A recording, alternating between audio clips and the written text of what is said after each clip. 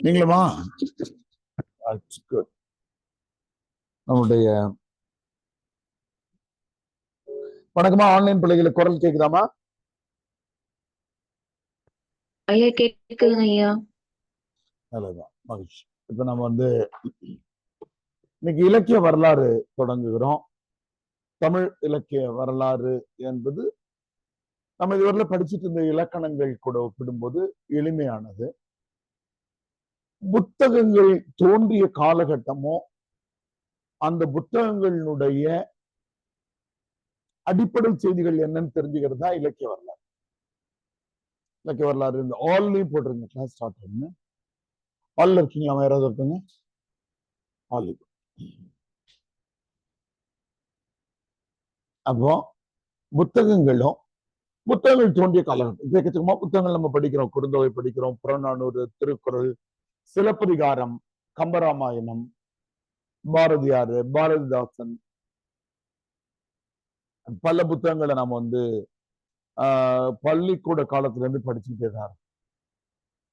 அப்போ இந்த புத்தகங்கள் எந்த காலகட்டத்துல தோன்றுச்சு என்பது ரொம்ப முக்கியமானது. ஏன்னா ஒவ்வொரு காலகட்டமும் ஒரு அரசியலை வச்சுக்கிட்டே வந்திருக்கிறது. அப்ப அந்தந்த காலகட்டத்துல அந்த நூல்கள் தோன்றியதோ அப்படின்னு தெரிஞ்சுக்கிறது. வேடிக்கை சொல்லுவேன், ஒரு மேப்ல ஜியாகிரபி படிக்கும் போது எப்படி ஒரு நாடோ அல்லது நாட்டினுடைய தலைநகரங்களையோ நாம மேப்ல குறிக்கிறோம் இல்லையா, எந்த கண்டம், அந்த மாதிரி டைம் ஸ்கேல்ல குறிக்கிற மாதிரி நாம தெரிஞ்சுக்கிறது தான் இலக்கிய வரலாறு. டைம் ஸ்கேல்லையும் அதனுடைய பின்புலத்தையும் தெரிஞ்சுக்கிறது தான் இலக்கிய வரலாறு.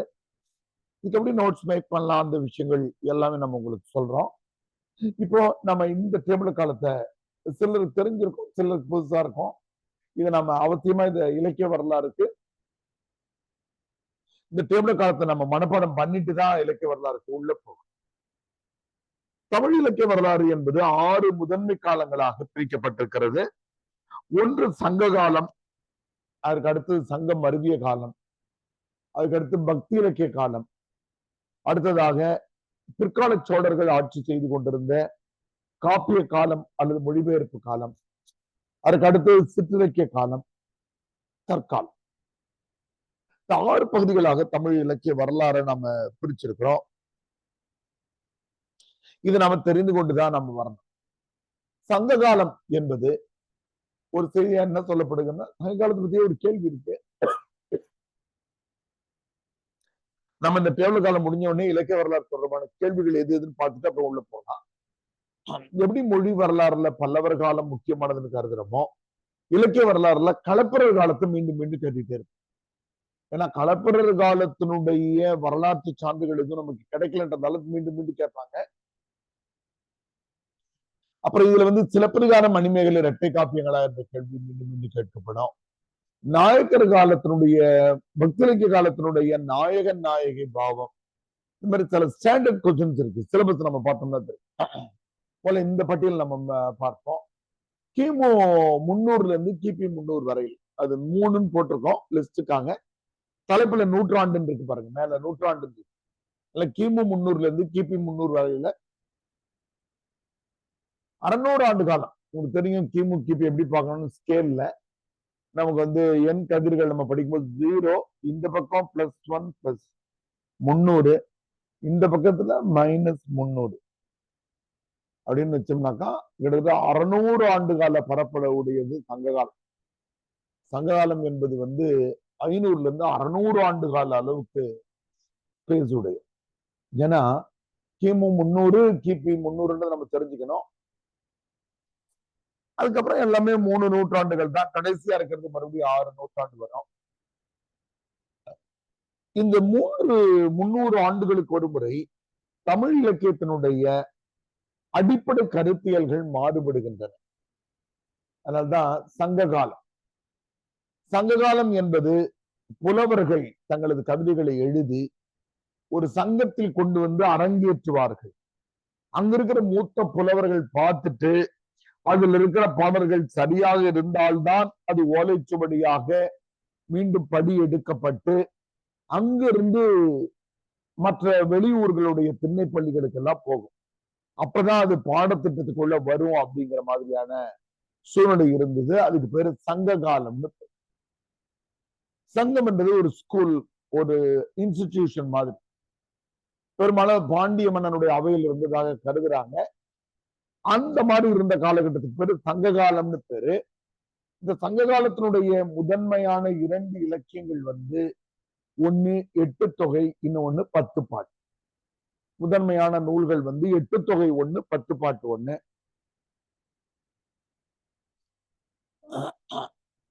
இந்த காலகட்டத்தில் நமக்கு முதல்ல கிடைக்கிற புத்தகம் தொல்காப்பியம். தொல்காப்பியத்தை பத்தி நம்ம படிக்கிற போது நம்ம என்ன சொல்லுவோம்னாக்கா, புதிய மாணவர்கள் இருக்கிறதால தொல்காப்பியம் தமிழில் கிடைக்கிற முதல் நூல் என்று சொல்லுவோம். தமிழின் முதல் நூல்னு சொல்லக்கூடாது, கிடைக்கிற முதல் நூல். ஏன்னா தொல்காப்பியரே 250க்கும் மேற்பட்ட இடங்கள்ல மற்றவங்க சொல்லி இருக்கிறாங்க, அதை நான் எடுத்து எழுதுறேன்னு சொல்றேன். என்பனார், முடிமனார், என்ப, மொழிபன் சொல்றதால தொல்காப்பியத்தை தமிழின் முதல் நூல் என்று சொல்லக்கூடாது. நமக்கு கிடைக்கிற முதல். பல்வேறு நூல்கள் நெருப்புல அழிக்கப்பட்டு விட்டது, கடல் கோள்கள்ல சிதைந்து போய்விட்டது. இயற்கை சீற்றத்தினாலும் செயற்கையாகவும் அழிச்சுட்டாங்க. நமக்கு பொய் சொல்லி அழிச்சுட்டாங்க. ஆடி 18ல ஆத்துல நம்ம தூக்கி போட்டோம்னா எது எதிர்த்து வருகிறதோ அதுதான் நல்ல இதுன்ட்டாங்க. உபேசா தேடி போகிற போது அப்படி சொல்றாங்க. அவர் அவங்களுக்கு தெரியாம ஒரு சின்ன கல்லை கட்டி அப்படி விடுறார். அப்படி டக்குன்னு மேஜிக்லாம் பண்ற மாதிரி அந்த ஓலைச்சோடி கட்டுக்கூட ஒரு கல் மாதிரி ரொம்ப வச்சுக்கிட்டு அதை தூக்கி போட்டு அப்புறம் நிக்கிது பாருங்க, அது நல்ல நூல் அப்படின்னு சொல்லியிருக்காரு.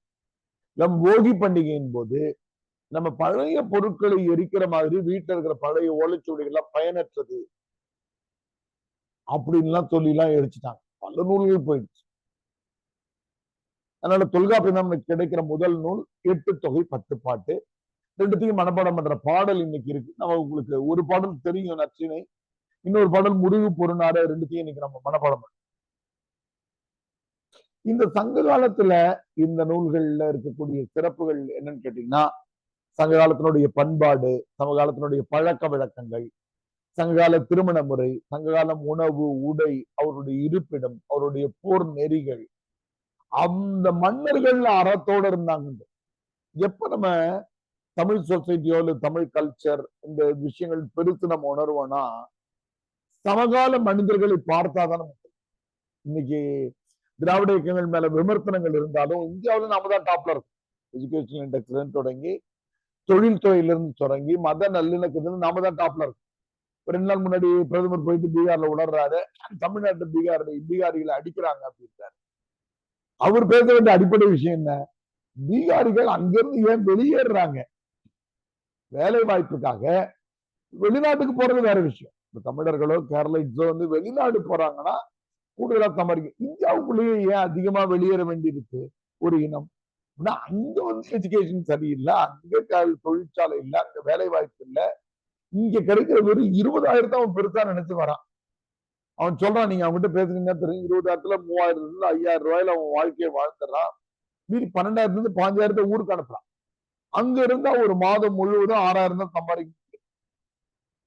அப்போ நாம என்ன தெரிஞ்சுக்கணும்னா, இப்ப சங்ககால இலக்கியங்கள் கூட அதே நேரத்துல இந்த கிரேக்கருடைய இலியட் ஒடிசி, அங்க இருந்தக்கூடிய மற்ற மொழியினுடைய செம்மொழின்னு சொல்லக்கூடிய மீதி பேருடைய இலக்கியங்களை கம்பேர் பண்ணும்போது அவங்களுடைய அரசாட்சி, அதெல்லாம் போர் முறையும் போலீஸ் கவர்மெண்ட் சொல்றாங்கல்ல, போலீஸ் கவர்னன்ஸ், பாதுகாப்பு தான் அவங்க தந்திருக்கிறாங்க. ஆனா நம்ம இதுலதான் ஒரு மன்னன் நீதி வழங்கணும், அறத்தோட இருக்கணும்னு சொல்லக்கூடிய பாடல்கள் சங்க இலக்கியங்கள்ல இருக்கு. நாடா கொன்றா காடா கொன்றாவில இருந்து நெல்லும் உயிரன்று நீரும் உயிரன்று எல்லாம் நம்ம பாடத்திட்டத்திலே புறநானூறுல படிப்போம். மன்னன் தான் அப்போ இந்த போலீஸ் மட்டும் இல்லாம வெல்ஃபேர் ஸ்டேட்னு சொல்றோம். போலீஸ் ஸ்டேட்டுக்கு ஆப்போசிட் என்னன்னா நீங்க பாலிட்டியில படிப்பீங்க, வெல்ஃபேர் ஸ்டேட். பாதுகாப்பு மட்டும் தந்து கொண்டிருந்த அரசாங்கம் என்பது ஒன்று, மக்கள் நலத்திட்டங்களை செய்கிற அரசாங்கம். தொடக்க நிலையில ஒரு இனக்குழுவினுடைய தலைவன் அந்த இனக்குழுவுக்கு பாதுகாப்பு மட்டும் தந்திருக்கிறான்.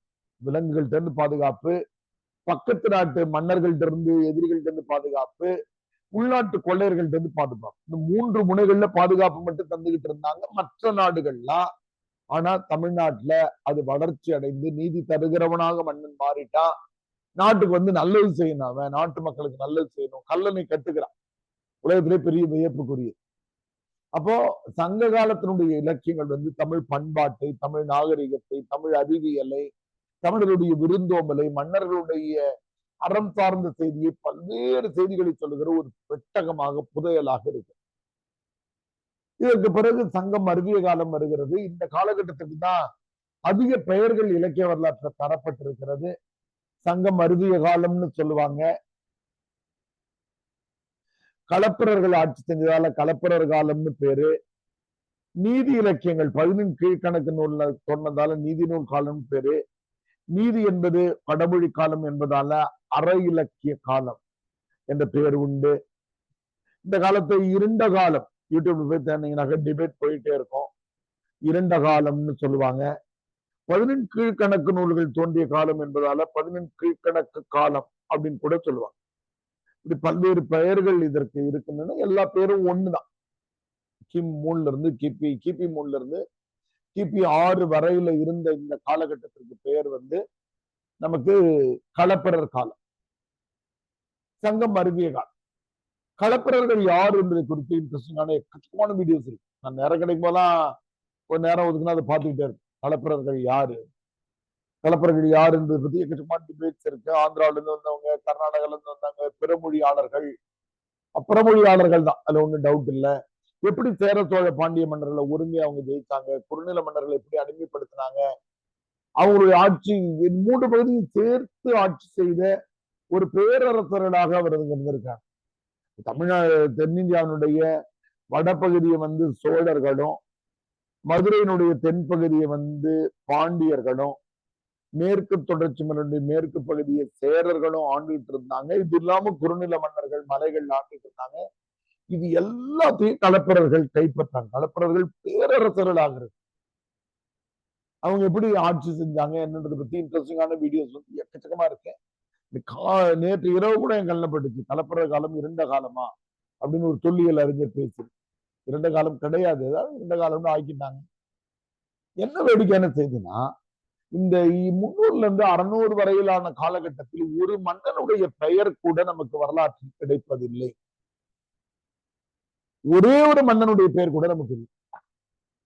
பாருங்க, 5 ஆண்டுகள் வெறும் 21 நாள் தமிழ்நாட்டு முதல்வராக இருந்தாங்கன்னு நம்ம மனோரமா இயற்கையில ஜானகி ராமச்சந்திரன் பேர் வந்துருது இல்லையா. குல்சாரிலால் நந்தால் வந்து 2 முறை வந்து தற்காலிக பிரதமராக இருந்தார்ன்றது வரைக்கும் பொதுவெளியில வந்துருது. ஜவஹர்லால் நேரு இறந்த போதும், லால் பகதூர் சாஸ்திரி இறந்த போதும் 2 முறையும் தற்காலிக பிரதமரா குல்சாரிலால் நந்தா என்பவர் இருந்தார். இது எல்லாமே நமக்கு கிடைக்குது. வெறும் 21 நாள் இருந்தவங்க. ஆனா ஒரு 300 ஆண்டுகள் இருந்தவங்களை பற்றிய செய்தி எங்கேயும் கிடைக்கல. நமக்கு கல்வெட்டுகள்ல கிடைக்கல, ஓலைச்சுவடிகள்ல கிடைக்கல, சங்க இலக்கியங்கள்ல எல்லா மன்னர்களை பற்றியும் கிடைக்கிறது இல்ல. சேர சோழ பாண்டியர்கள், குறுநில மன்னர்கள், கடையேழு வள்ளர்கள், யார மாதிரியும் இவங்க எந்த இலக்கியத்திலையும் கிடைக்கல. சரி, இங்கதான் ஏதாவது அடிச்சிருப்பாங்களான்னு சொல்லிட்டு சரி பக்கத்து பிற மொழிகள் எழுதிருப்பான்னு பார்த்தாக்கா அவனும் எழுதல. உடனே இவங்களை ஜெயிச்சவன் எழுதுவான்ல, எல்லாத்துலயுமே இவங்க ஜெயிச்சிருக்க மாட்டாங்க. ஒரு குறிப்பிட்ட போர்ல அவங்களும் எழுதல. சரி, எல்லாத்தையும் மீறி வெளிநாட்டுல சங்க காலத்துல இருந்தே நமக்கு வந்து தொடர்பு இருந்ததால நம்முடைய தமிழ்நாட்டினுடைய நாணயங்கள் கிரேக்கத்துல இங்கெல்லாம் கிடைக்குது இல்ல. சரி, அங்க போயிட்டு நாணயங்கள்ல பார்த்தா இந்த கிபி 3ல இருந்து 3ல இருந்து 6ஆம் நூற்றாண்டினுடைய நாணயங்கள் எதுவுமே கிடைக்கிறது இல்ல. இப்படி திட்டமிட்டு அந்த வரலாறு மறைக்கப்பட்டது. ஒரு காலத்துல நம்ம என்ன நினைச்சோம், வரலாறு எழுதாம போயிட்டாங்க அது இதுன்னு நினைச்சிட்டு இருந்தா, இப்ப என்ன சொன்னாங்கன்னா திட்டமிட்டு வரலாறு மறைக்கப்பட்டிருக்கிறது அப்படின்னு பாக்குறாங்க. இருண்ட கால் அது நம்ம எல்லா வரலாற்றையும் மறைச்சது என்ன காரணம் சொல்லிட்டாங்க. அவர்கள் வந்து வரலாற்றுக்கு அவங்க காலத்துல தமிழ் பண்பாடும் தமிழ் மொழியும் ரொம்ப பின்னுக்கு தள்ளப்பட்டிருந்தது, அதனாலதான் அது இருண்ட காலம்னு சொல்றவங்கலாம் கதை விட்டாங்க. ஆனா இப்பதான் தெரிகிறது அவர்களுடைய வரலாறு மறைக்கப்பட்டது. ஏன் மறைக்கப்பட்டிருக்கிறது என்பதற்கான ஏற்றுக்கொள்ளக்கூடிய ஒரு செய்தியை வந்து அறிஞர்கள் முன்வைக்கிறாங்க. அது என்னன்னா, இந்த களப்பிரர் காலத்துல முன்னிறுத்தப்பட்ட மதங்களாக சமண பௌத்த மதங்கள் இருந்தது. உங்களுக்கு தெரியும், மகாவீரருடைய 24வது திருத்தங்காரரான மகாவீரருக்கும் கௌதம புத்தருக்கும் நீங்க வரலாற்று பாத்தீங்கன்னா ஒரு 30ல இருந்து 60 ஆண்டுகள் தான் வித்தியாசம். இவங்க 2 பேருடைய எழுச்சியும் வட இந்தியாவில மிகப்பெரிய பண்பாட்டு சமூக மாற்றங்களை விளைவிக்கும். பல்வேறு தெய்வங்களை உருவங்களை வழிபட்டு கொண்டிருந்த இந்திய மண்ணில் அன்பையும் அகிம்சை என்று சொல்லுகிற உயிர் கொல்லாமையும் சமண பௌத்த மதங்கள் சொல்லுகிற போது பெரிய எழுச்சி அடைகின்றன. வட இந்தியாவினுடைய எல்லா மன்னர்களும் அதை பின்பற்றி தொடங்குகிறார்கள். நீங்க அதை படிச்சிருப்பீங்க. கனிஷ்கருடைய காலகட்டத்துல மகாயானம் ஹீனயானம்னு புரிகிறது. இது இந்த நம்முடைய இந்திய எல்லைப்பரப்பை கடந்து இலங்கைக்கும் சீனாவுக்கும் தென்கிழக்கு ஆசிய நாடுகள் முழுவதும் புத்த மதமும் சமண மதமும் ரீச் ஆயிடுச்சு. அப்ப கலப்பிற காலத்துல தமிழ்நாட்டிலையும் சமண மதம் அரச மதமாக இருக்கு. சமணமும் பௌத்தமும் தான். சமண பள்ளிகளும் புத்த விகாரங்களும் மிக அதிகமா இருக்கிறது. அந்த கால திரைப்படங்கள்ல நம்முடைய மாரி செல்வராஜ் இவங்க எல்லாம் படம் எல்லாம் காட்டியிருப்பாங்க. ஒரு படத்துல கழுத்தில்லாத சிலைகளை பின்னாடி காட்சிப்படுத்தி இருப்பாங்க. அசுரன் படத்திலேயே ஏதோ ஒரு படத்துல அது காட்டப்பட்டிருக்கும். அதுல நீங்க பாத்தீங்கன்னாக்கா அது எதுக்காக காட்டப்பட்டதுன்னா, புத்தருடைய பொம்மைகள் எல்லாத்தையும் கழுத்தை வெட்டிட்டாங்க. கொஞ்ச நாள் கழிச்சு விநாயகர் சிலை கொண்டு அங்க வச்சுட்டாங்க. 6, 9ஆம் நூற்றாண்டு. பல கோயில்கள் தமிழ்நாட்டுல வந்து சமண கோயில்கள் தான் இன்னைக்கு நம்ம வழிபட்டு இருக்கிற பல இந்து மத கோயில்களுடைய விஷயங்கள். எப்படி இவங்க பாபர் மசூதியை மட்டும் கதை சொல்றாங்களா அப்படி பார்க்க எல்லா மன்னர்களும் வருகிற போது இந்த வேடிக்கை நடந்தது. அப்ப ஏன் வரலாறு மறைக்கப்பட்டதுன்னா, இவங்க சமண பௌத்த மதத்தையும் பாலி பிராகிருத மொழியும் முன்னிறுத்திய போது சைவ வைணவ மதம் எழுச்சி அடைகிறது. இந்து மதம் என்ற பெயர். இந்து மதம் என்ற பெயர்ல எழுச்சி அடைகிற போது இவர்கள் போய் மன்னர்களை அணுகிறாங்க. எங்களது கோயில்களுக்கும் எங்கள் வழிபாட்டு முறைகளுக்கும் ஏத்துக்க சொல்றாங்க. மன்னர்கள் ஏத்து. ஏன்னா இதுக்கு கம்ப்ளீட் ஆப்போசிட்டா இருக்கு. இங்க வந்து அனைவரையும் மனிதராய் ஏத்துக்கிறாங்க. அனைவரும் இது பண்ண முடியும், கடவுளை அடைய முடியும், அன்புன்னு சொல்லும் போது அங்க வர்ணாசிரம கோட்பாடு இருக்கிறது. மனிதர்களை வேறுபடுத்துகிற தீண்டாமை இருக்கிறது. இது எல்லாம் இருக்கிறதால இதை வந்து அவங்க ஏத்துக்க தயாராக இல்லை. அவங்களை ஒதுக்குறாங்க. ஆனால் இவங்க முடிஞ்ச பிறகு அடுத்து வர்ற பக்தி இலக்கிய காலத்துல சைவ வைணவ மதங்கள் வெற்றி அடைந்து விடுகின்றன.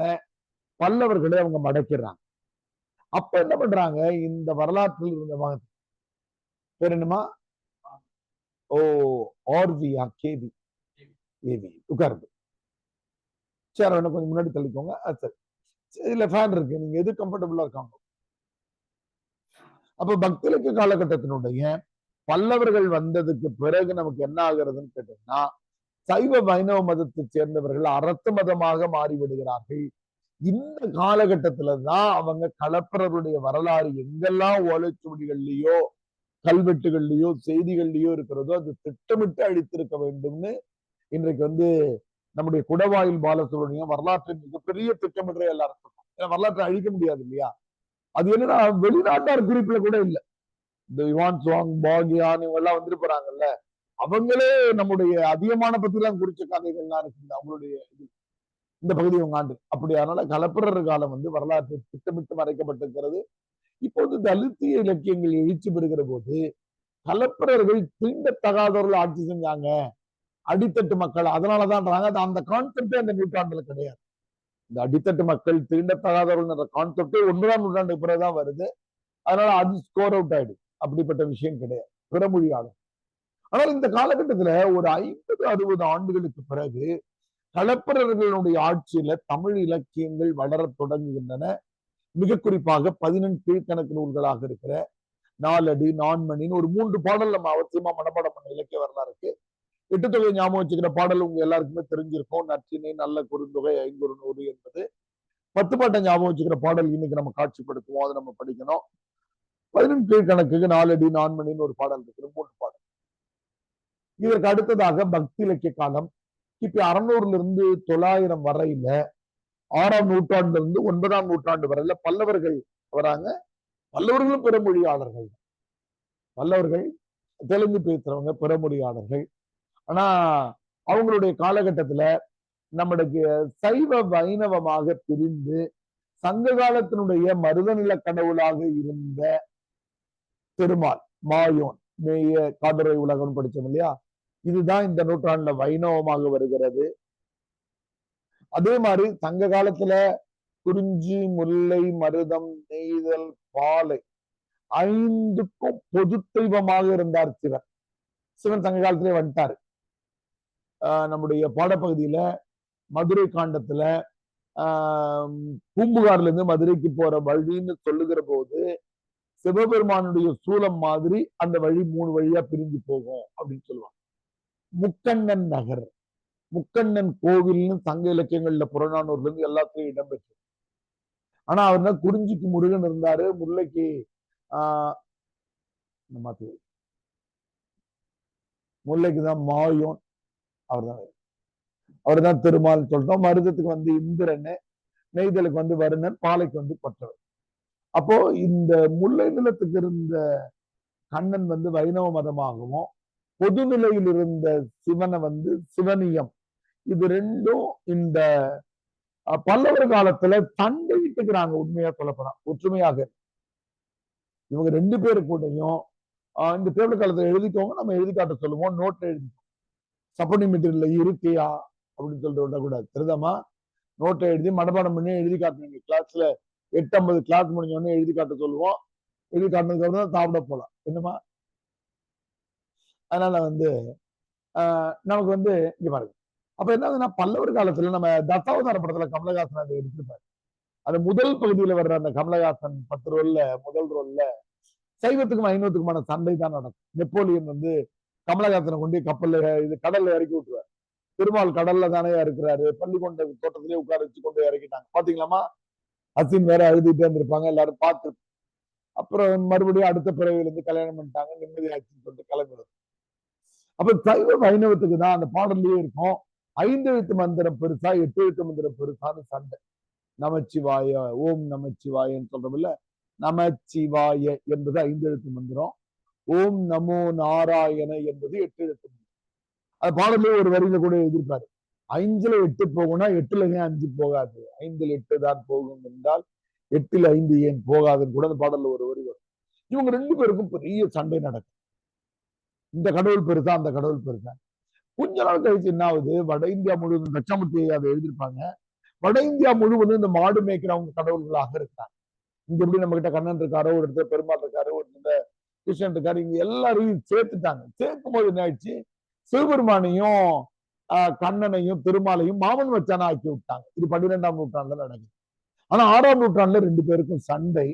அப்படி நடக்கிற சண்டையின் போதுதான் வைணவத்தை எழுதுகிறவர்கள் ஆழ்வார்களாக அறியப்படுகிறார்கள். சைவத்தை எழுதுறவங்க வந்து நாயன்மார்கள். இந்த இலக்கியம் வந்து பிற்கால சோழர் காலத்துல தொகுக்கப்படுது. ஆனா எழுதப்படுவது வந்து இவங்களுடைய காலகட்டம். இவங்க 12 பேர், இவங்க 63 பேர்னு செய்திகள். இவங்க எழுதின புத்தகங்கள் தான் 4000 திவ்ய பிரபந்தமாக தொகுக்கப்படுகிறது. அதுல குறிச்சிருக்கும். அதுதான் இங்க சுருக்கமா எழுதுறேன். இங்க நாயன்மார்கள் எழுதினதுதான் 12 சைவ திருமுறை.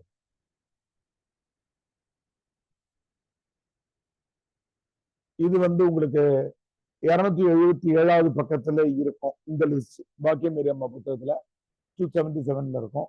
இது வந்து 324 பாருங்க, 24 25 தானே, 323 24 23 24 லெப்ட்ல தொடங்கி ரைட்ல வரும். ஆழ்வார்கள் 323 பாமா 323 வைணவ லிஸ்ட் வந்து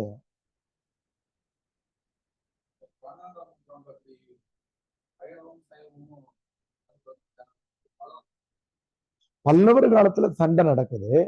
பிற்கால சோழர் காலத்துல நம்ம திரைப்படங்கள்ல பார்த்தோம் இல்ல, குந்தவி ஆச்சாரி இவங்க எல்லாம் என்ன பண்ணிடுறாங்க, 2 மாட்டுக்கும் கோயில் கட்ட தொடங்குறாங்க.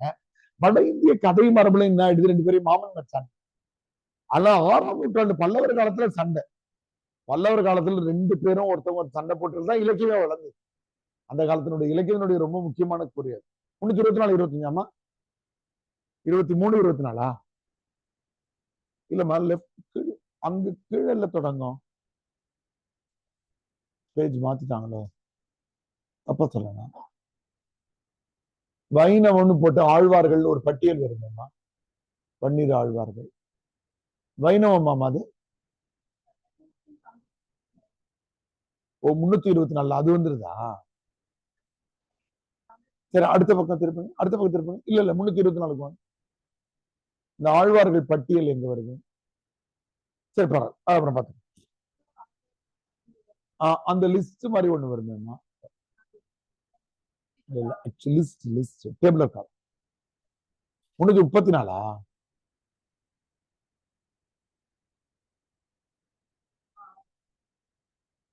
334 இருக்கா?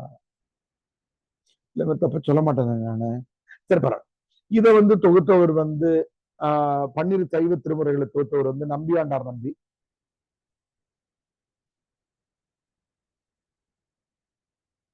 இதை தொகுத்தவர் வந்து நாதமுனி. நம்ம வில்லிவாக்கத்துல ஒரு தியேட்டர் இருந்தாங்க. இது வந்து பிற்கால சோழர் காலத்துல துவக்கப்படுகிறது. ஆனா இவங்க ரெண்டு பேருக்கும் என்ன ஆகுறதுன்னா, இந்த சைவத்துக்கும் வைணவத்துக்கும் இடையில நடக்கிற இந்த போட்டியால இலக்கியம் வளர்கிறது. கண்ணனை பத்தி கொஞ்சம் பாடல்கள் அதிகம் வந்துருச்சுன்னா, சிவநெறிக்குரியவங்க அவர் எழுதக்கூடிய புலவர்கள்ட்ட போயிட்டு ஐயோ சிவனை பத்திய பாடல்கள் எங்களுக்கு வேணும்னு கேட்கிற அளவுக்கு இவங்க கோயில். ஏன்னா இந்த காலகட்டத்தில் இன்னொரு பண்பாட்டு சமூக வளர்ச்சியில என்னங்க, வளர்ச்சியா வீழ்ச்சியான்னு சொல்ல முடியாது. வளர்ச்சி என்னன்னு கேட்டீங்கன்னா, கோயில் கட்டுமானங்கள் பல்லவர் காலத்துல வருது. அதுக்கு முன்னாடி சங்க காலம், சங்கம் அறிவியல் காலத்துல இருந்த கடவுள்கள் மனித வீடுகளுக்கு சமமான வீடுகள் தான் கட்டியிருந்தாங்க. அது ஒரு குடிசையா இருக்கும். அதுல போயிட்டு கதவை திறந்து படைச்சிட்டு வந்துருவாங்க.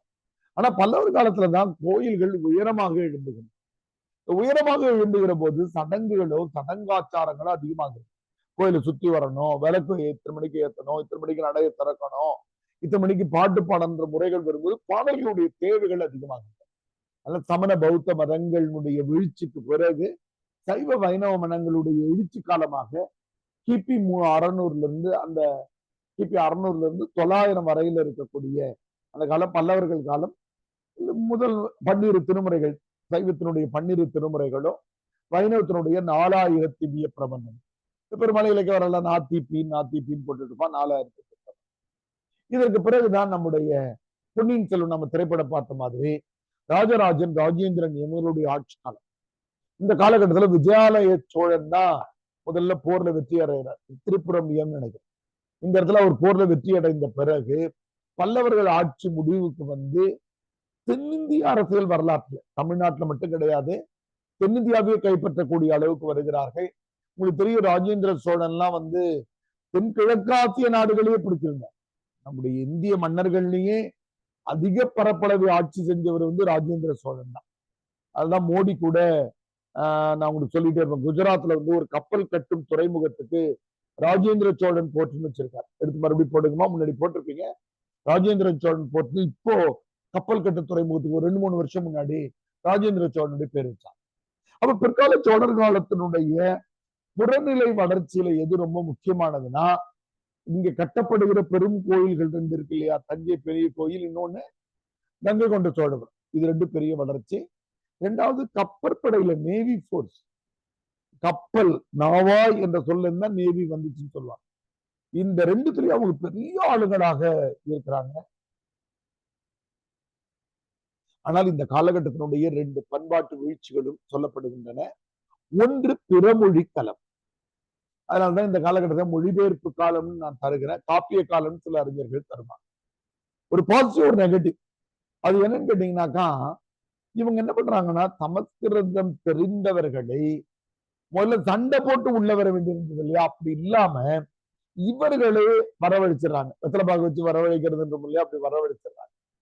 தஞ்சை பெரிய கோயில் கட்டுகிற போது ராஜராஜன் போய் சொல்றாங்க, கங்கையிலிருந்து தண்ணீர் எடுத்துட்டு வந்து குடமுழுக்கு நடத்தா நல்லதுன்னு சொல்றாங்க. அவர் ஏத்துக்கிறார். வரும்போது அவங்களையும் சேர்த்தே கொஞ்சம் பேரை கூட்டு வரலாம் அப்படின்னு கூட்டிட்டு வர ஆரம்பிச்சு, இங்க கோயில்களை சுற்றி பார்ப்பன அக்ரகாரங்களும் சதுர்வேதி மங்கடங்களும் அவர்களுக்கு வரி இல்லாத நிலங்கள், இறையிலை நிலங்களை குறித்து அவங்க கொண்டு வைக்கிறாங்க இல்லையா. கொஞ்சம் கொஞ்சமா ஒவ்வொரு கோயிலாக அவங்க கட்ட அங்கிருந்து ஒரு 50-100 குடும்பங்கள் இங்க வந்துகிட்டே இருக்காங்க. இதன் காரணமாக பிற மொழியை கற்றுக்க வேண்டிய தேவை அவங்களுக்கும் ஏற்படுகிறது, நமக்கும் ஏற்படுகிறது கோயில்கள்.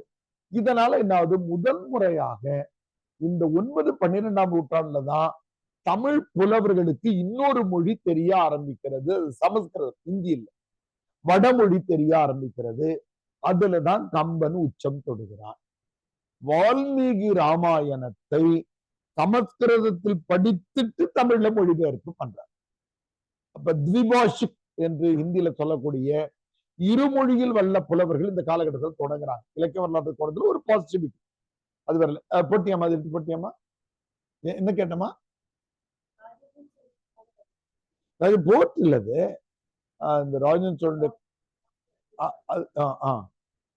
ஷிப்யார்ட் இருக்கு இல்லையா, named after Rajendra Cholan in Gujarat or Gujarat மகாராஷ்டிராவா, மேபி இன் மகாராஷ்டிரா.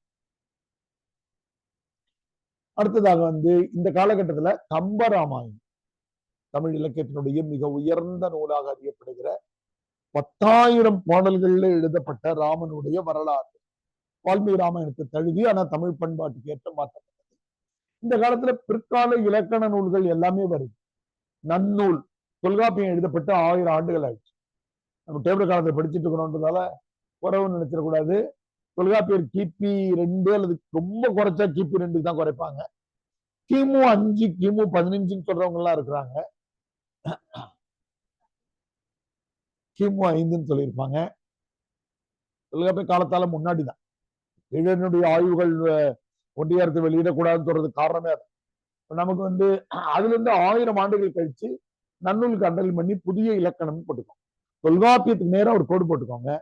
தொல்காப்பியருக்கு அடுத்ததாக இலக்கணம் மீண்டும் வரையறுக்கப்படுகிறது நன்னூல் காலம்.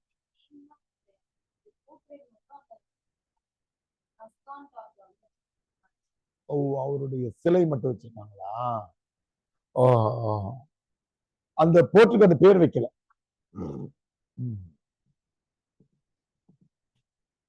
இந்த பிற்கால சோழர்கள் தான் நமக்கு, நாம வரலாற்றை படிச்சோம் இல்லையா, நம்ம பொன்னியின் செல்வன்ல போய் பார்த்துட்டு வந்தோம்ல, நமக்கு வந்து சுந்தர சோழன், கண்டராதித்தன், இவங்களுக்கு ஒரு ராஜராஜன், ராஜேந்திர அருண்மொழித்தேவன் ஆட்சிக்கு வர்றார் இல்லையா, ராஜேந்திர சோழன், இவங்களுடைய ஆட்சிக்கு பிறகு 2ஆம் ராஜராஜன் ஒரு மன்னன் வர்றாரு. அவருடைய ஆட்சி காலத்துக்கு பிறகு இந்த நிலப்பரப்பு குறைய ஆரம்பிக்குது.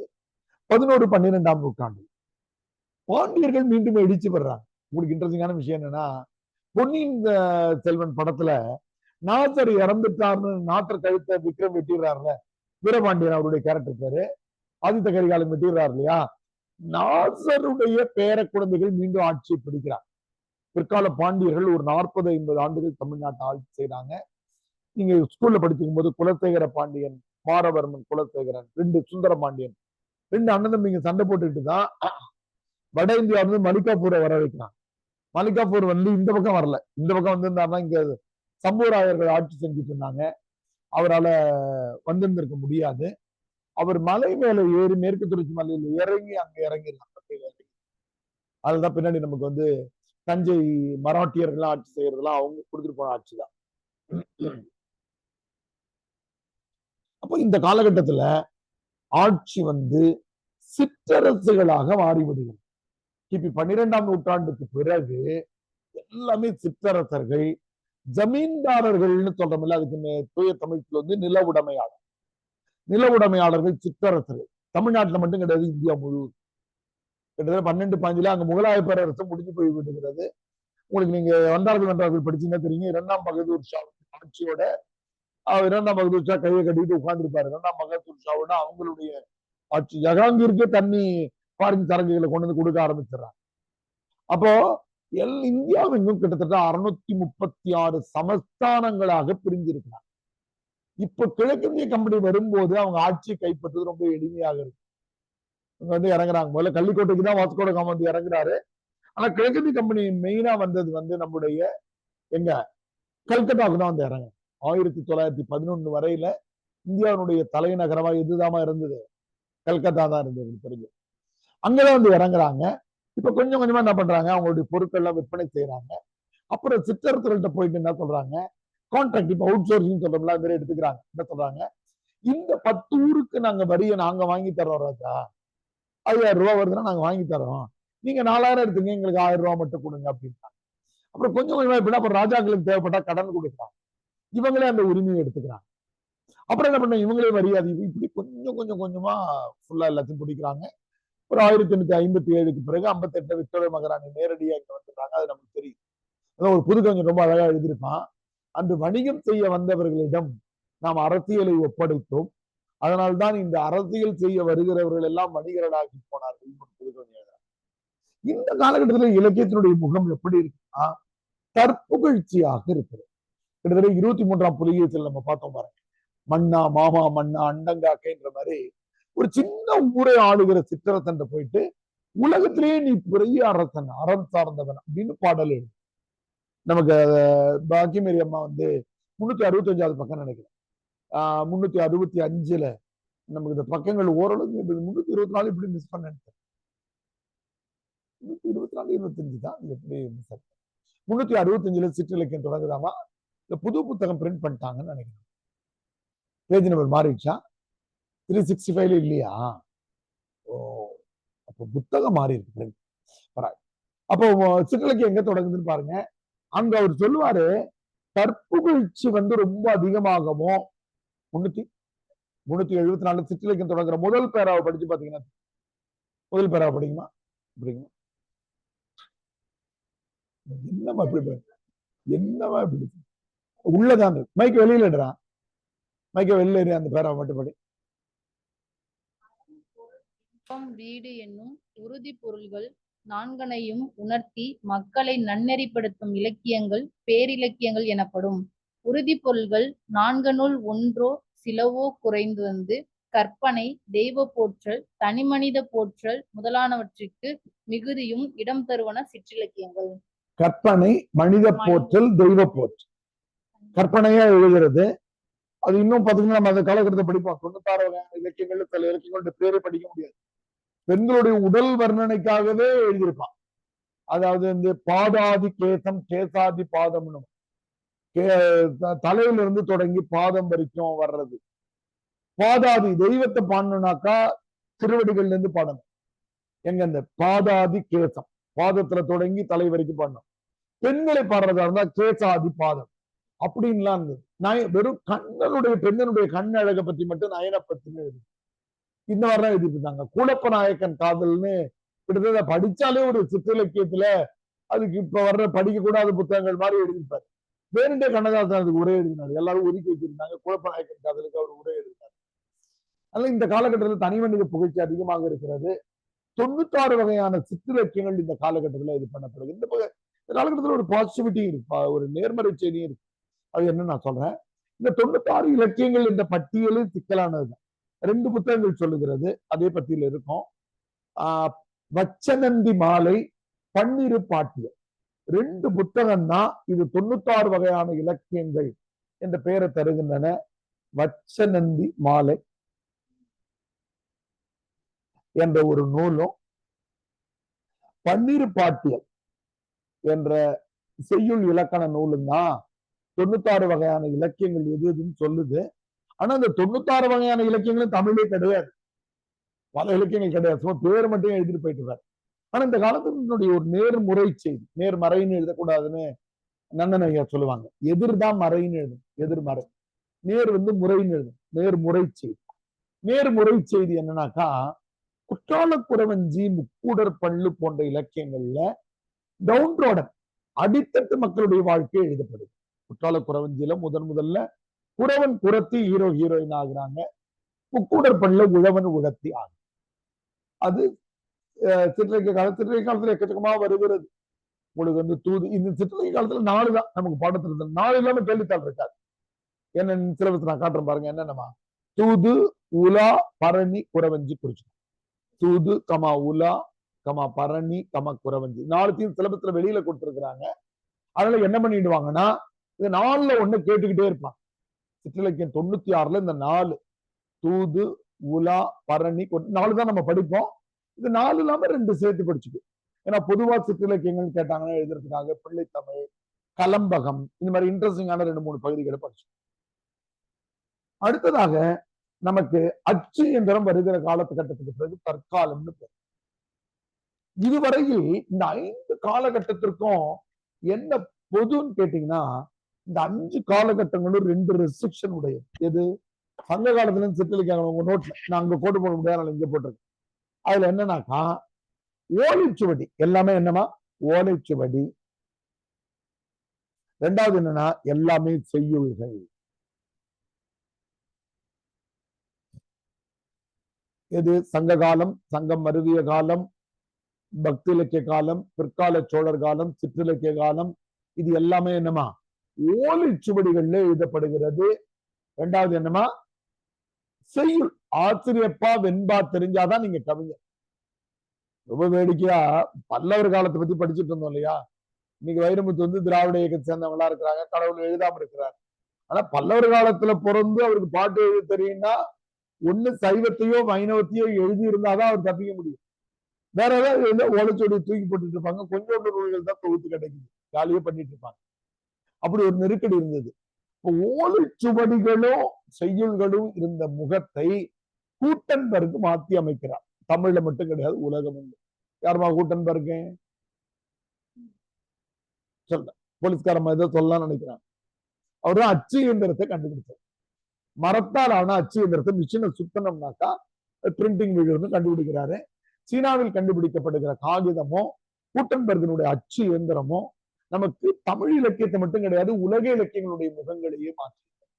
இப்போ தற்காலத்துல அச்சு இயந்திரம் வந்துருச்சு. தெரியும், தரங்கம்பாடியில சீசன் பால்கு அச்சு இயந்திரத்தை நிறுவனம் தான் சொல்றாங்க. இப்ப அண்மை கால ஆய்வுல அதுக்கு கொஞ்சம் முன்னாடி ஒருத்தர் பண்ணியிருக்காருன்னு ஒருத்தவங்க பிஹெச்டி பண்ணிருக்காங்க.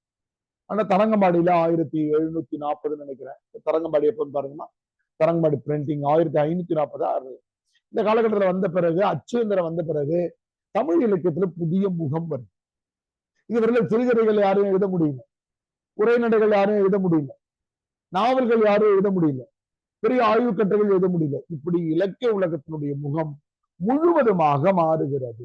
மரபு கவிதை படிக்காதவங்க புது கவிதை எழுத முடியும், சிறுகதை எழுதலாம். புதினம்னா என்னமா? நாவல். நாவல் என்பதனுடைய தூய தமிழ் சொல். நாடகம் எழுதலாம், ஆய்வு எழுதலாம், ஒப்பிலக்கியம் எழுதலாம். இன்னைக்கு இந்தியா வேர்ல்டு கப் விமன்ஸ்ல ஜெயிச்சாங்கன்னா அதை பத்தி ஒரு பெரிய கட்டுரை எழுதுறாங்க. அந்த காலத்துல எழுதணும்னா ஆத்திரேப்பா வெண்பா தான் எழுதணும். அச்சு இயந்திரம் வந்த பிறகு தமிழ் இலக்கியத்தினுடைய முகம் கிடையாது, உலக இலக்கியமே ஜனநாயகப்படுத்தப்படுகிறது. யார் வேண்டுமானாலும் எழுதலாம். புது கவிதை பத்தி மேத்தா எழுதினாரு. எதுகை பல்லக்கு, மோனை தேர்கள், கனிமொழி சேனை, பண்டித பவனி, இவை எதுவும் இல்லாமல் கருத்துகள் தம்மைத்தாமே ஆள கற்றுக்கொண்ட புதிய மக்களாட்சி முறையே புது கவிதைன்னு எழுதினார். இந்த 6 காலகட்டங்கள் இதை நம்ம அப்படியே மனப்பாடம் பண்ணிக்கணும். இலக்கியத்தை பொறுத்த மட்டும் 1747 வரையில வெள்ளையர்கள் ஆட்சியும், அதுக்கப்புறம் இருந்த குடியரசு ஆட்சி, ரெண்டுக்குமே நம்ம இந்த 6 நூற்றாண்டுகளையுமே தற்காலம் தான் பிரிக்கிறாங்க. அச்சு என்ற அடிப்படையில தான் இலக்கியம் பிரிக்கப்பட்டது. அச்சு இயந்திரங்கள் வந்த பிறகு தமிழ் இலக்கியம் முடியும். 1712 1712 தரங்கம்பாடியில சீசன் பால்கு வந்து வீரமாமுனிவருடைய கான்டெம்பரரி சமகாலத்தவர் அவரு. இப்ப இந்த 6 நம்ம முதல்ல மனப்பாடம் பண்ணிக்கணும். இதை புரிஞ்சுக்கிட்டு நம்முடைய இந்த செகண்ட் பேப்பர்ல தந்திருக்க சிலபஸ் எல்லாம் எதுவுமே இதுல அப்படியே பிளாட் பண்ணி பார்ப்போம். ஒரு பேச்சுக்கு நம்ம செகண்ட் பேப்பர் சிலபஸை பார்ப்போம். செகண்ட் பேப்பர்ல என்னமா இருக்கு? குறுந்தொகை இருக்கு இல்லையா? குறுந்தொகை எந்த காலகட்டம்? சங்க கால். உங்க நோட்லயே எழுதிக்கும். சங்க காலத்து 8 தொகைக்கு நேரா கோடு போட்டு அந்த 8 தொகையினுடைய 2 நூல்கள் நமக்கு வைக்கப்பட்டிருக்கிறது. அது என்னமா? ஒன்னு குறுந்தொகை, ஒன்னு புறநானூறு. நம்ம செகண்ட் பேப்பர் சிலபஸை எந்த காலம்னு தெரிஞ்சு. அடுத்து திருக்குறள். திருக்குறள் காலத்தால் முந்தியதாக இருந்தாலும் தொகுப்பு முறையில கலப்பரர் காலத்தில் இருக்கக்கூடிய 18 கீழ்கணக்கு நூல்ல அது ஒன்று. 4 அடி, 4 மணி, 440, 5 முப்பால். திருக்குறளை வந்து எங்கமா எழுதிக்கோங்க? 18 கீழ்கணக்கு கலப்பர காலம். தம்பிட்டு புத்தகம் இல்லைன்னு நினைக்கிறேன், அதனால நீங்க பிராக்கெட் பண்ணி எழுதிக்கோங்க, எழுதிக்கோங்க. இது ரெண்டும் சங்ககால இலக்கியம் வச்சிருக்காங்க, குறுந்தொகை புறநானூறும். நம்முடைய திருக்குறள் வந்து சங்கம் மருவியகம். இதற்கு அடுத்து இருக்கக்கூடிய சிலப்பதிகாரம் இருக்கு இல்லையா? அதுவும் சங்க மருவிய காலம் தான். 15 சங்க காலத்துக்கும் சங்க மருவிய காலத்துக்கும் நடுவுல அது ரொம்ப குழப்பமான ஒரு செய்தின்னு வச்சுக்கலாம். அது ஏன்னா சேரன் செங்குட்டுவனுடைய தம்பின்னு சொல்லிட்டுவாங்க இளங்குவாடிகளை. அப்புறம் அவர் சங்ககால நூலா இல்லாம கீழே இறக்குவாங்க. அதனால சிலப்பதிகாரம் அங்க வந்துடும். அடுத்து கம்பராமாயணம் உங்களுக்கு வந்து பின்னாடி பிற்கால சோழருக்கு நேரம் இருக்கும். பிற்கால சோழர்களுக்கு நேரம் கம்பராமாயணமே இருக்கும், அது பாடம். அடுத்து கொஞ்சம் மேல வாங்க, பக்தி இலக்கியத்துல நமக்கு 2 வச்சிருக்காங்க. ஒண்ணு சைவத்துல வச்சிருக்காங்க, ஒண்ணு வைணவத்துல வச்சிருக்காங்க. சைவத்துல வச்சிருக்கிறது பேர் என்னவா? திருவாசகம் நீத்தல் விண்ணப்பம். திருவாசகத்தினுடைய நீத்தல் விண்ணப்பம். இன்னொன்னு வந்து ஆண்டாள் திருப்பாவை வைணவத்தில். இதோட முடிஞ்சு போச்சு செக்ஷன் ஏ. செக்ஷன் பி எல்லாமே தற்கால இலக்கியம். எதுமா? பாரதியாருடைய கண்ணன் பாட்டு, பாரதிதாசனுடைய குடும்ப, இதெல்லாம் நமக்கு செக்ஷன் பி என்னன்னு கேட்டீங்கன்னா புரிஞ்சுக்கிறதுக்கு பேப்பர் 2ல அச்சிலக்கிய காலம். அச்சிலக்கிய காலம் உங்களுக்கு வந்து சில புதிய நண்பர்கள் இருக்கிறதால நான் அந்த சிலபத்தை உங்களுக்கு காட்சிப்படுத்தினேன். இதை தான் நான் சொல்லிட்டு வருதல். குறுந்தொகையும் புறநானூறும் சங்க இலக்கியம், திருக்குறள் சங்கம் அருவிய காலம், சிலப்பதிகாரம் சங்கம் அருவிய காலம், கம்பராமாயணம் பக்தி இலக்கிய காலம். கீழே ரெண்டு காப்பியும் சேர்த்துக்கிறதா அப்படி சேர்த்திருக்காங்க. நடுவுல பக்தி இலக்கியம் வந்துருது. சைவ இலக்கியத்துல ஒண்ணு வச்சிருக்காங்க திருவாசகம். இது வைணவ இலக்கியம் திருப்பாவை. 12 ஆழ்வார்கள்ல ஒரே ஒரு பெண் ஆழ்வார் இருக்கிறாங்க, அவங்க ஆண். இந்த பி முழுசும் என்னன்னு கேட்டீங்கன்னா அச்சுவேந்திரன் வந்த பிறகு. ஏன்னா பாரதியார் பத்திரிகை நடத்துறார், எங்க இந்தியாவில் இருக்கிறாரு, நம்முடைய இந்தியா பத்திரிகை நடத்துறாரு, சுதேசமித்திரன் இருக்கிறாரு. இதே நடத்துற அளவுக்கு பிரிண்டிங் மிஷின் வந்துருச்சு. ஒரு நாளைக்கு ஒரு வாரத்துக்கு மாதத்துக்கு தான் அச்சிட்டாங்க, நாளிதழ்கள் கிடையாது. அதனால பாரதியார் காலத்துல இருந்து அச்சு இயந்திரம் வந்துருச்சு. இது எல்லாமே அச்சுவேந்திரம் வந்த பிறகுதான். பாரதியாருடைய கண்ணன் பாட்டு, பாரதியாருடைய குடும்ப விளக்கு, இது எல்லாமே தற்காலம். இதெல்லாம் ஆஃப்டர் நம்முடைய பாரதியார் 18, 19ஆம் நூற்றாண்டு. அதுக்கு பிறகுதான் 1921 அவர் இருக்கிறார். 19, 20 அப்போ இந்த டேபிள் காலத்தை மறுபடியும் இப்ப நம்ம கிளாஸினுடைய நிறைவுல இதை நம்ம எழுதி காட்ட சொல்லி வாய்ப்பு தருவோம். இது இலக்கிய வரலாறு. ஆன்லைன் பிள்ளைகள் இது அவசியமாக எழுதி அனுப்பணும். இதை நம்ம புரிஞ்சுக்கணும். இது இந்த ஒரு சின்ன டேபிள் எந்த காலம் கேட்டாலும் இதற்கு இப்ப பக்திலக்க காலம் கேட்கறான்னு வச்சுங்களேன். பக்திலக்கு முன்னாடி கலப்பரர்கள் இருந்தார்கள் என்பது, பக்தில காலத்துல பல்லவர்கள் இருந்தாங்கன்றது, இவங்களுக்கு அடுத்து சோழர்கள் வராங்கன்றா மட்டும் போட்டீங்கனாலே போதும். முழு காலத்தையும் போட தேவை. அதுக்கு முன்னாடி யார் இருந்தாங்க, பின்னாடி யார் இருந்தாங்க. திருக்குறள் சில நேரத்துல அதிகார வைப்பு முறைன்னு படிக்கும். அதுக்கு முன்னாடி யாரு, பின்னாடி யாரு, யாரு சக்சஸ், ரெண்டுத்தையும் நம்ம தெரிஞ்சு. அப்போ இந்த 6 காலங்களா பிரிச்சுக்கோங்க. சங்க காலம் இது ஒண்ணு பத்தியும் இப்ப எந்த நூல்கள் இருந்தது என்பதும் அந்த நூல்கள் குறித்த செய்திகளையும். இப்ப 8 தொகைன்னு வச்சுங்களேன். நம்ம குறுந்தொகையில ஒரு பாட்டு தெரியும், புறநானூறுல ஒரு பாட்டு தெரியும். அகநானூறு எப்படி இருக்கிறது, அதுல ஏதாவது ஒரு 2 விஷயம் நமக்கு தெரியுமா? இப்படி நம்ம இந்த 18, 36 புத்தகங்களுக்கு மட்டும் கவனமாக. எந்த 18? 8 தொகையில் இருக்கக்கூடிய 8 புத்தகம், 10 பாட்டுல இருக்கக்கூடிய 10. இந்த 18ஐயும் சேர்த்தா தமிழ் இலக்கியத்துல இன்னொரு பேர் உண்டு. இது 18 கீழ்கணக்குன்றதால அந்த 18ஐயும் சேர்த்து என்ன பண்ணிடுவாங்க, 18 மேல் கணக்குன்னு சொல்லுவாங்க. எப்பாவது கேள்வித்தாள்ல இதை போட்டாங்கன்னா நீங்க குழம்பிடக்கூடாது. 18 மேல் கணக்குன்னு போட்டாங்கன்னா 10 பாட்டு கூட்ட, 8 தொகை தான் முதல்ல. 8 தொகை கூட்டல் 10 பாட்டு, ரெண்டும் சேர்ந்து 18 வர்றதால இப்ப 18 மேல் கணக்கு.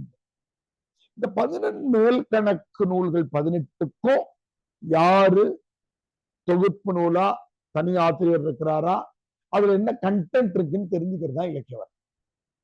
வாய்ப்பு இருந்தாலும் அதுல 2 வரியோ 4 வரியோ நமக்கு தெரியும்னாக்கா படிச்சுக்கிறோம். இதுதான் இலக்கிய வரலாறு. இந்த 18ம் 18 கீழ்கணக்கு நூல்கள் 18ம் நம்முடைய சப்போர்ட்டிங் மெட்டீரியலுடைய நோட்ஸ் ரொம்ப நல்லா இருக்கும். நமக்கு ஒரு எக்ஸ்ட்ரா காப்பி இருந்தது, அது கீழே இருக்கு. ரைட், பாத்தீங்கன்னா நோட்ஸ் மேக்கிங் கரெக்டா எழுதிட்டேன். நம்ம டாக்டர் நிவேதா தான் நம்ம சொல்ல சொல்ல சொல்ல இது எழுதுனா உங்களுக்கு அப்படி எழுதப்பட்டது. இப்ப நம்ம எல்லாருக்கும் தெரிஞ்சிருக்கிற சிலபஸ் நம்ம ஒரு தடவை பார்ப்போம். எப்பவுமே சிலபஸ் நம்ம பார்த்துக்கிட்டே இருந்தோம்னா இந்த வார்த்தைகளை வச்சுதான் யூபிஎஸ்சி அதிகமா கேள்வி கேட்கும். பாருங்க, தொல்காப்பியம் தமிழ் இலக்கிய வரலாறுல சங்க இலக்கியம், அகம் புறம் என்னும் பாகுபாடு. சங்க இலக்கிய உங்களுக்கு கிளாஸ் இருக்கு நினைக்கிறேன். ப்ளீஸ் கிளாரிட்டிக்கு தானே அந்த டியூப்லைட் விழுதா? திருப்பி நமக்கு தொல்காப்பியம் சங்க இலக்கியம், அகம் புறம் என்னும் பாகுபாடு. இது ரொம்ப முக்கியமானது. அதை நம்ம பிரிச்சு காட்டுவோம். அகநூல்கள் எது, புறநூல்கள் எதுன்னு நம்ம பிரிக்கிறது. அடுத்ததாக சங்க இலக்கியத்தினுடைய சமய பொதுமை நோக்கு. இன்னைக்கு இந்திய அரசியல் சட்டத்துல செக்யூலரிசம்னு சொல்றோம் இல்லையா, சமய சார்பற்ற தன்மை, சமயத்தை பொதுவா சமய சண்டைகள் இல்லாம பார்க்க போக்கு. அற இலக்கியங்கள், அதனாலதான் யூபிஎஸ்சி அதிகமா கேள்வி கேட்கறது. அந்த அற இலக்கியங்கள் தான் நமக்கு 17 கீழ்கணக்கு நூல்கள் கலப்பற காலம். அதுதான் அடிக்கடி கேள்வி கேட்கிறாங்க. சிலப்பதிகாரம் மணிமேகலை பத்தி அதிகமா கேள்வி. இது இந்த பேராவில் இருக்கிறது சங்க காலமும் சங்கம் அரும்பிய காலம். சங்க காலம் மட்டும் கொஞ்சம் ஆழமா நம்ம படிக்கணும். ஏன்னா பாருங்க, சங்க இலக்கியம் எப்படி பிரிக்கப்பட்டிருக்கிறது, சங்க இலக்கியம் சமய பொது நோக்கு, சங்க இலக்கியத்தினுடைய வணிகம், இது மாதிரி பல கேள்விகள் சங்க இலக்கியத்துல இருந்து கேட்பாங்க. சங்கம் அருவிய காலத்துல இருந்து அற இலக்கியங்கள், சிலப்பதிகாரம் மணிமேகலையும் சங்கம் அருவிய காலம் கருதப்படுகிறது. அடுத்து பக்தி இலக்கிய காலம். பக்தி இலக்கிய காலத்துல பாருங்க, ஆழ்வார்கள், நாயன்மார்கள், ஆழ்வார்கள் பாடல்களில் நாயக நாயகி பாவம் அப்படின்னா என்னன்னா, நாயக என்பது அடல் பண்ணி இறைவன் குறிச்சுக்கோங்க, நாயகி என்பது தொண்டன், வேற எதுவும் கிடையாது. இந்த ஆண் புலவர்களாக இருந்தாலும் கடவுளை காதலனாகவும் தங்களை காதலியாகவும் வச்சுட்டு எழுதுவாங்க, வேற எதுவும் கிடையாது. அதை நம்ம முழுசா படிப்போம். இது பக்தி இலக்கியத்துல. சிற்றிலக்கியத்தை இப்ப நான் சொன்ன பாருங்க, தூது உலா பரணி குறவஞ்சில கேட்டுக்கிட்டே இருக்கு சிற்றிலக்கியத்தை. அடுத்து தற்காலத்துல பாருங்க, இக்கால தமிழ் இலக்கியங்களின் வளர்ச்சிக்கான சமூக காரணிகள், நாவல், சிறுகதை, புது கவிதை, இந்த விஷயங்கள் இது இந்த காலகட்டத்தினுடைய இது நாம இங்கேயே படிக்கணுன்றது கிடையாது. நமக்கு இதுக்கான தனி புத்தகங்களும் நமக்கு. புது கவிதையுமே ஒரு புத்தகம் படிப்போம், புது கவிதையின் தோட்டம் அடிச்சு படிப்போம். இன்னைக்கு இருக்கிற படைப்புகள் இதுக்காக நம்ம ஒரு 2 நாளா தற்கால சிறுகதைகளையும் தற்கால புதினங்கள், அது ரொம்ப குறிப்பா நம்முடைய சாகித்ய அகாடமி அல்லது தமிழக அரசு அல்லது அமெரிக்கா கொடுக்கிற இயல் விருது, இதெல்லாம் விருது வாங்கினோடைய நாவல், சிறுகதைகள் நம்ம கொஞ்சம் படிக்கணும்னு சொல்லி, இதான் இலக்கிய வரலாறு. இதுக்கு அடுத்த பக்கத்துல உங்களுக்கு ஒப்பிலக்கியம் வந்துடும். அது அடுத்த வாரம் தொடங்கும். சரி, அடுத்த புதன்கிழமை நம்ம இந்த திறனாய்வு ஒப்பிலக்கியத்துக்கு வருவோம். அந்த விஷயத்துக்கு இப்ப இதுதான். இப்ப மறுபடியும் பாத்தீங்கன்னா பாருங்க, உங்களுக்கு நேரடியா சோழர் காலத்தை மட்டும் இவங்க தராம இருக்காங்க. ஆனா கேள்விகள உண்டு. கம்பராமாயணம் அது தொடர்பான கேள்விகள், தொல்காப்பியம் சங்க இலக்கியம், அற இலக்கியங்கள் சிலப்பதிகாரம், மணிமேகலம், சங்கம் அறிவிய காலம், பக்தி இலக்கிய காலம், இது சிற்றிலக்கிய காலம், இது தற்காலம். அதனால இதுல இருக்கிற வார்த்தைகள் தான் அதிகமா கேட்கிறாங்க. இல்ல அடிக்கடி கேட்கறது தூதுவுலா பரணி குறவஞ்சி பாக்ஸ் போட்டுக்கோங்க, உறுதியா கேட்டுறாங்க. நாயகன் நாயகி பாவம் என்பதையும் பெட்டி போட்டுக்கோங்க. அடுத்தது சிலப்பதிகாரம், மணிமேகலை பெட்டி போட்டுக்கோங்க. அற இலக்கியங்கள் பெட்டி போட்டுக்கோங்க. மேல சமய பொதுமை, சங்க இலக்கியத்தின் சமய பொதுமை. இந்த கேள்விகளை பெரும்பாலும் யூபிஎஸ்சி 2 வருஷத்துக்கு ஒரு தடவை மாத்தி மாத்தி மாத்தி கேட்டுக்கிட்டே இருக்காங்க. ரைட்டாமா? இப்ப நாம நம்முடைய 8 தொகை நூல்களை ஞாபகம் வச்சுக்கிற பாடல் உங்களுக்கு தெரியும். எவ்வளவு பேருக்கு தெரியுமா? நற்றினை நல்ல குறுந்தொகை, யார் எல்லாம் சொல்லுவீங்கம்மா?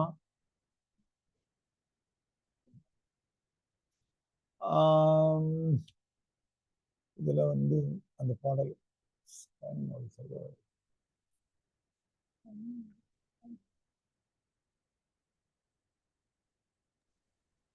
நற்றினை நல்ல குறுந்தொகை, நல் நற்றினை நல்ல குறுந்தொகை, ஒத்த பதிற்று 10 ஓங்கு பரிபாடல், கற்றறிந்தார் ஏத்தும் களி அகம் திறம் என இத்திரத்த 8 தொகை. Very good. அகம்புறம் என இத்திரத்த 8 தொகை. 8 தொகை கரெக்டா. இந்த பாடல் இங்க இருக்கு. ஐயா நான் சொல்றேங்க ஐயா. சொல்லுங்க. நற்றினை நல்ல குறுந்தொகை, ஐங்குறு 100, ஒத்த பதிற்று 10 ஓங்கு பரிபாடல், கற்றறிந்தோர் ஏத்தும் களியோடு அகம்புறம் என்று இத்திரத்த 8 தொகை. முதல்ல சொன்னது டெல்லி பாபுவா? நவநீத பாண்டியன் ஐயா. ரெண்டாவதா சொன்னது டெல்லி பாபு நானுங்க ஐயா. ஓ சரி, முதல்ல சொன்னது நவநீத பாண்டியன். Very good. அடுத்து வேற யார் சொல்றீங்கம்மா? நீங்க சொல்லிட்டீங்க. நவநீத பாண்டியனும் டெல்லி பாபுன்னு சொல்லிட்டீங்க. அடுத்து வேற யார் சொல்றீங்கம்மா? ஸ்கூல்ல படிச்சிருப்பீங்க இந்த பட்டியல். இந்த பாட்டுமா எங்க இருக்கு பாருங்க. நற்றினை நல்ல குறுந்தொகை பாட்டு தொடக்கத்துல தராங்களா, கடைசியில தராங்க? சொல்லுமா, நீ சொல்லுமா, அடுத்து சொல்லுங்க. நற்றினை நல்ல குறுந்தொகை, ஐங்குறு 100, ஒத்த பதிற்று 10 ஓங்கு பரிபாடல், கற்றறிந்தோர் ஏத்தும் களி அகம்புறம் என்று இத்திரத்த 8. இந்த பேரோட முடிகிற இடத்துல தந்திருக்காங்களாமா இந்த பாட்டை? வேற யார் சொல்றீங்கம்மா? ஸ்கூல்ல படிச்சிருப்பீங்க, சொல்லுங்க.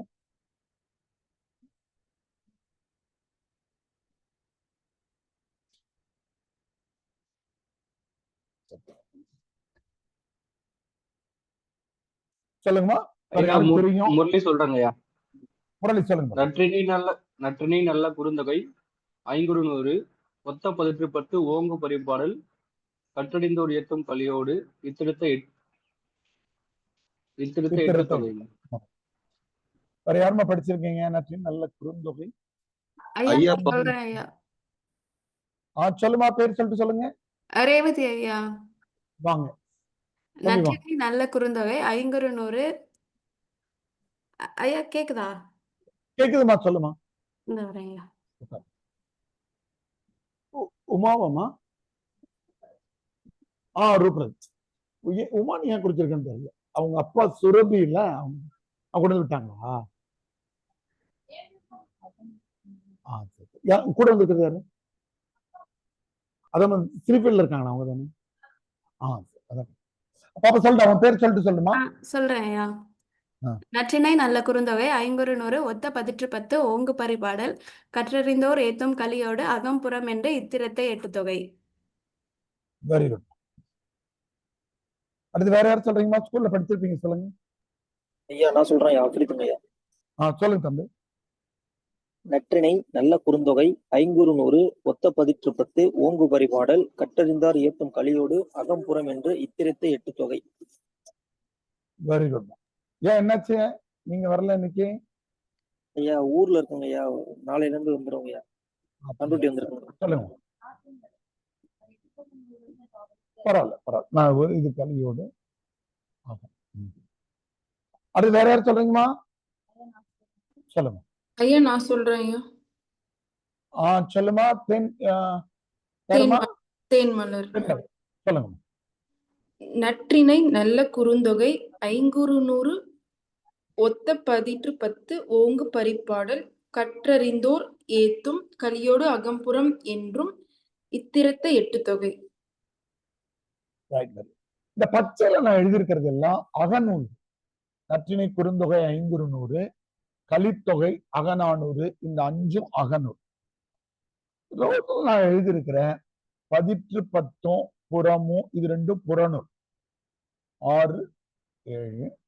இந்த பரிபாடல் என்பது ரெண்டு கலந்தது, அகப்புறநூல். கலர் இது பண்ணிருக்கேன், நீங்க அதே மாதிரியே அதை மாத்திக்கோங்க. அப்போ இது மொத்தம் 8 நூல். நற்றிணை நல்ல குறுந்தொகை ஐங்குறு நூறு ஒத்த பதிற்று பத்து ஓங்கு பரிபாடல். கலர் ஸ்கெட்ச் இருந்தாலும் இதை பிரிச்சுக்கோங்க. இதுதான் யூபிஎஸ்சி கேள்வியை கேட்கும். அந்த என்ன உனக்கு கம்ஃபர்டபுளா இருக்காமா? சார் தள்ளி போட்டு இங்க உட்காரு, இவங்களுக்கு பதில் வந்து நற்றினை நல்ல குறுந்தொகை ஐங்குறு நூறு அப்படின்றதுல இருக்கக்கூடிய அததான் சிலபஸ் நம்ம பார்த்தோம் இல்ல. சங்க இலக்கியத்துல அகப்புறம் பாகுபாடு அப்படின்னு கேட்டாங்க இல்லையா? அகநூல்கள் தான் அதிகம். சங்க இலக்கியங்கள்ல கிடைக்கக்கூடிய பாடல்கள்ல 78 விழுக்காடு பாடல்கள் அகநூல்கள், காதல் பாடல்கள் தான் அதிகம். வெறும் 20-22 தான் புறநூல். பாருங்க, நற்றிணை குறுந்தொகை ஐங்குறு நூறு. கீழே இருக்கக்கூடிய கலின்னு சொல்றது வந்து கலித்தொகையை குறிக்குது. அகம் என்பது அகநானூரை குறிக்குது. இந்த 5 முதல் வரியில இருக்கிறதும் 3வது வரியில இருக்கிறதும் என்னமா அகநூல்கள் அதிகமாக இருக்கு. 2வது வரியில இருக்கிற பதிற்று பத்தும் 3வது வரியில கடைசியா இருக்கிற புறநானூறும் தான் சங்க இலக்கியத்தினுடைய மன்னர்களுக்கு இடையில் நடந்த போர்களை குறித்து சொல்றது. குறிப்பா பதிற்று பத்து சேர மன்னர்களை மட்டுமே மையப்படுத்தி எழுதப்பட்ட புத்தகம். சேர மன்னர்களுக்கு 1வது 10 கடைசி 10 கிடைக்கல, நடுவில் 8, 10 மட்டும் கிடைச்சது. இந்த பரிபாடல் என்பது என்னன்னு கேட்டீங்கன்னா முழுசா கிடைக்கல. 70 பாடல்கள் எழுதப்பட்டு 22 பாடல்கள் தான் நமக்கு கிடைச்சிருக்கு. அதுல வையை ஆற்றை பத்தி கொஞ்சம் பாடல் இருக்கு. இந்த வையை ஆற்றை பற்றி பாடல் வருகிற போது அந்த ஆற்றுல காதலன் காதலி விளையாடிக்கிட்ட பாடல்கள் இருக்கு. இந்த பந்தெல்லாம் தூக்கி போட்டு விளையாடுவாங்க, காதல் பாடலாம். அதுலயே முருகனை பற்றியும் திருமாலை பத்தியும் சிவனை பத்தியும் இருக்கக்கூடிய பாடல்கள் 3-4 பாடல் கிடைச்சிருக்கு. அது புறப்பாடல்னு கருது. அப்ப அது 2 பாடலும் கலந்து இருக்கிறதால அந்த தொகுப்புக்கு பேரு அகப்புற நூல்னு பேரு இல்லையா? அதனாலதான் இந்த பாடல். இப்போ சொல்லுங்கம்மா, யாரு சொல்றீங்கம்மா? நீ சொல்றியம்மா? நற்றிணை நல்ல குறுந்தொகை ஐங்குறு நூறு ஒத்த பதிற்று பத்து ஓங்கு பரிபாடல் கற்றறிந்தார் ஏத்தும் கலியோடு அகம்புறம் என்று இத்தரித்த எட்டு தொகை. இத்திரத்த எட்டு எங்கம்மா இருக்குன்றீங்க? இந்த லிஸ்ட் கிட்ட இருக்கா? இல்ல இன்னும் மேலேயோ புத்தகம் தொடங்கும் போது இருக்கா? 8 தொகை தொடங்கும் போதே போட்டாரா?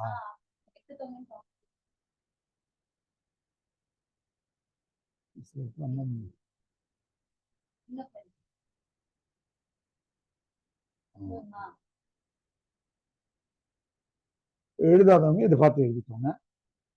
இதுதான் இப்ப நம்ம மனப்பாடம் பண்ண சொல்றோம். பெரும்பாலும் எல்லாரும் ஸ்கூல்ல படிச்சிருப்பீங்க. ஸ்கூல்லயே கொஞ்சம் பேர் ஒப்பிக்கும் போது ஆப்ஷன்ல அங்கேயே விட்டுட்டீங்க, இங்க வந்து ஆப்ஷன்ல மாட்டீங்க இல்லையா? அங்க பக்கத்துல இந்த ப்ரோ சொல்லியிருப்பாரு, இது போன வருஷம் கேட்டாங்க, இந்த வருஷம் கேட்க மாட்டாங்க அப்படின்னு. அதனால விட்டுட்டோம்.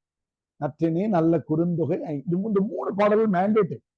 தமிழ் இலக்கியம் படிக்கிறதுக்கு எட்டு தொகையை நினைவில் வைத்துக் கொள்ளக்கூடிய இதுக்கு பேரு சுருக்கு வழி வெண்பான். நீங்க இப்போ இது சொல்றீங்க இல்லையா, சுருக்கு வழி வெண்பாய்.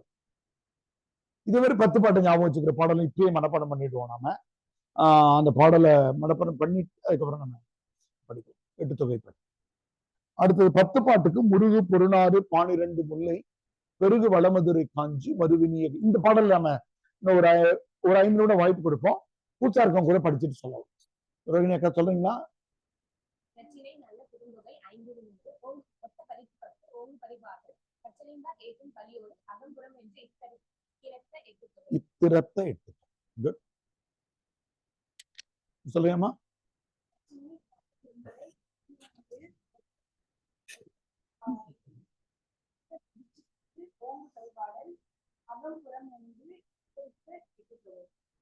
ஒத்த பதிற்றுப்பத்து ஓங்கு கற்றறிந்தார் ஏத்தும் கலி.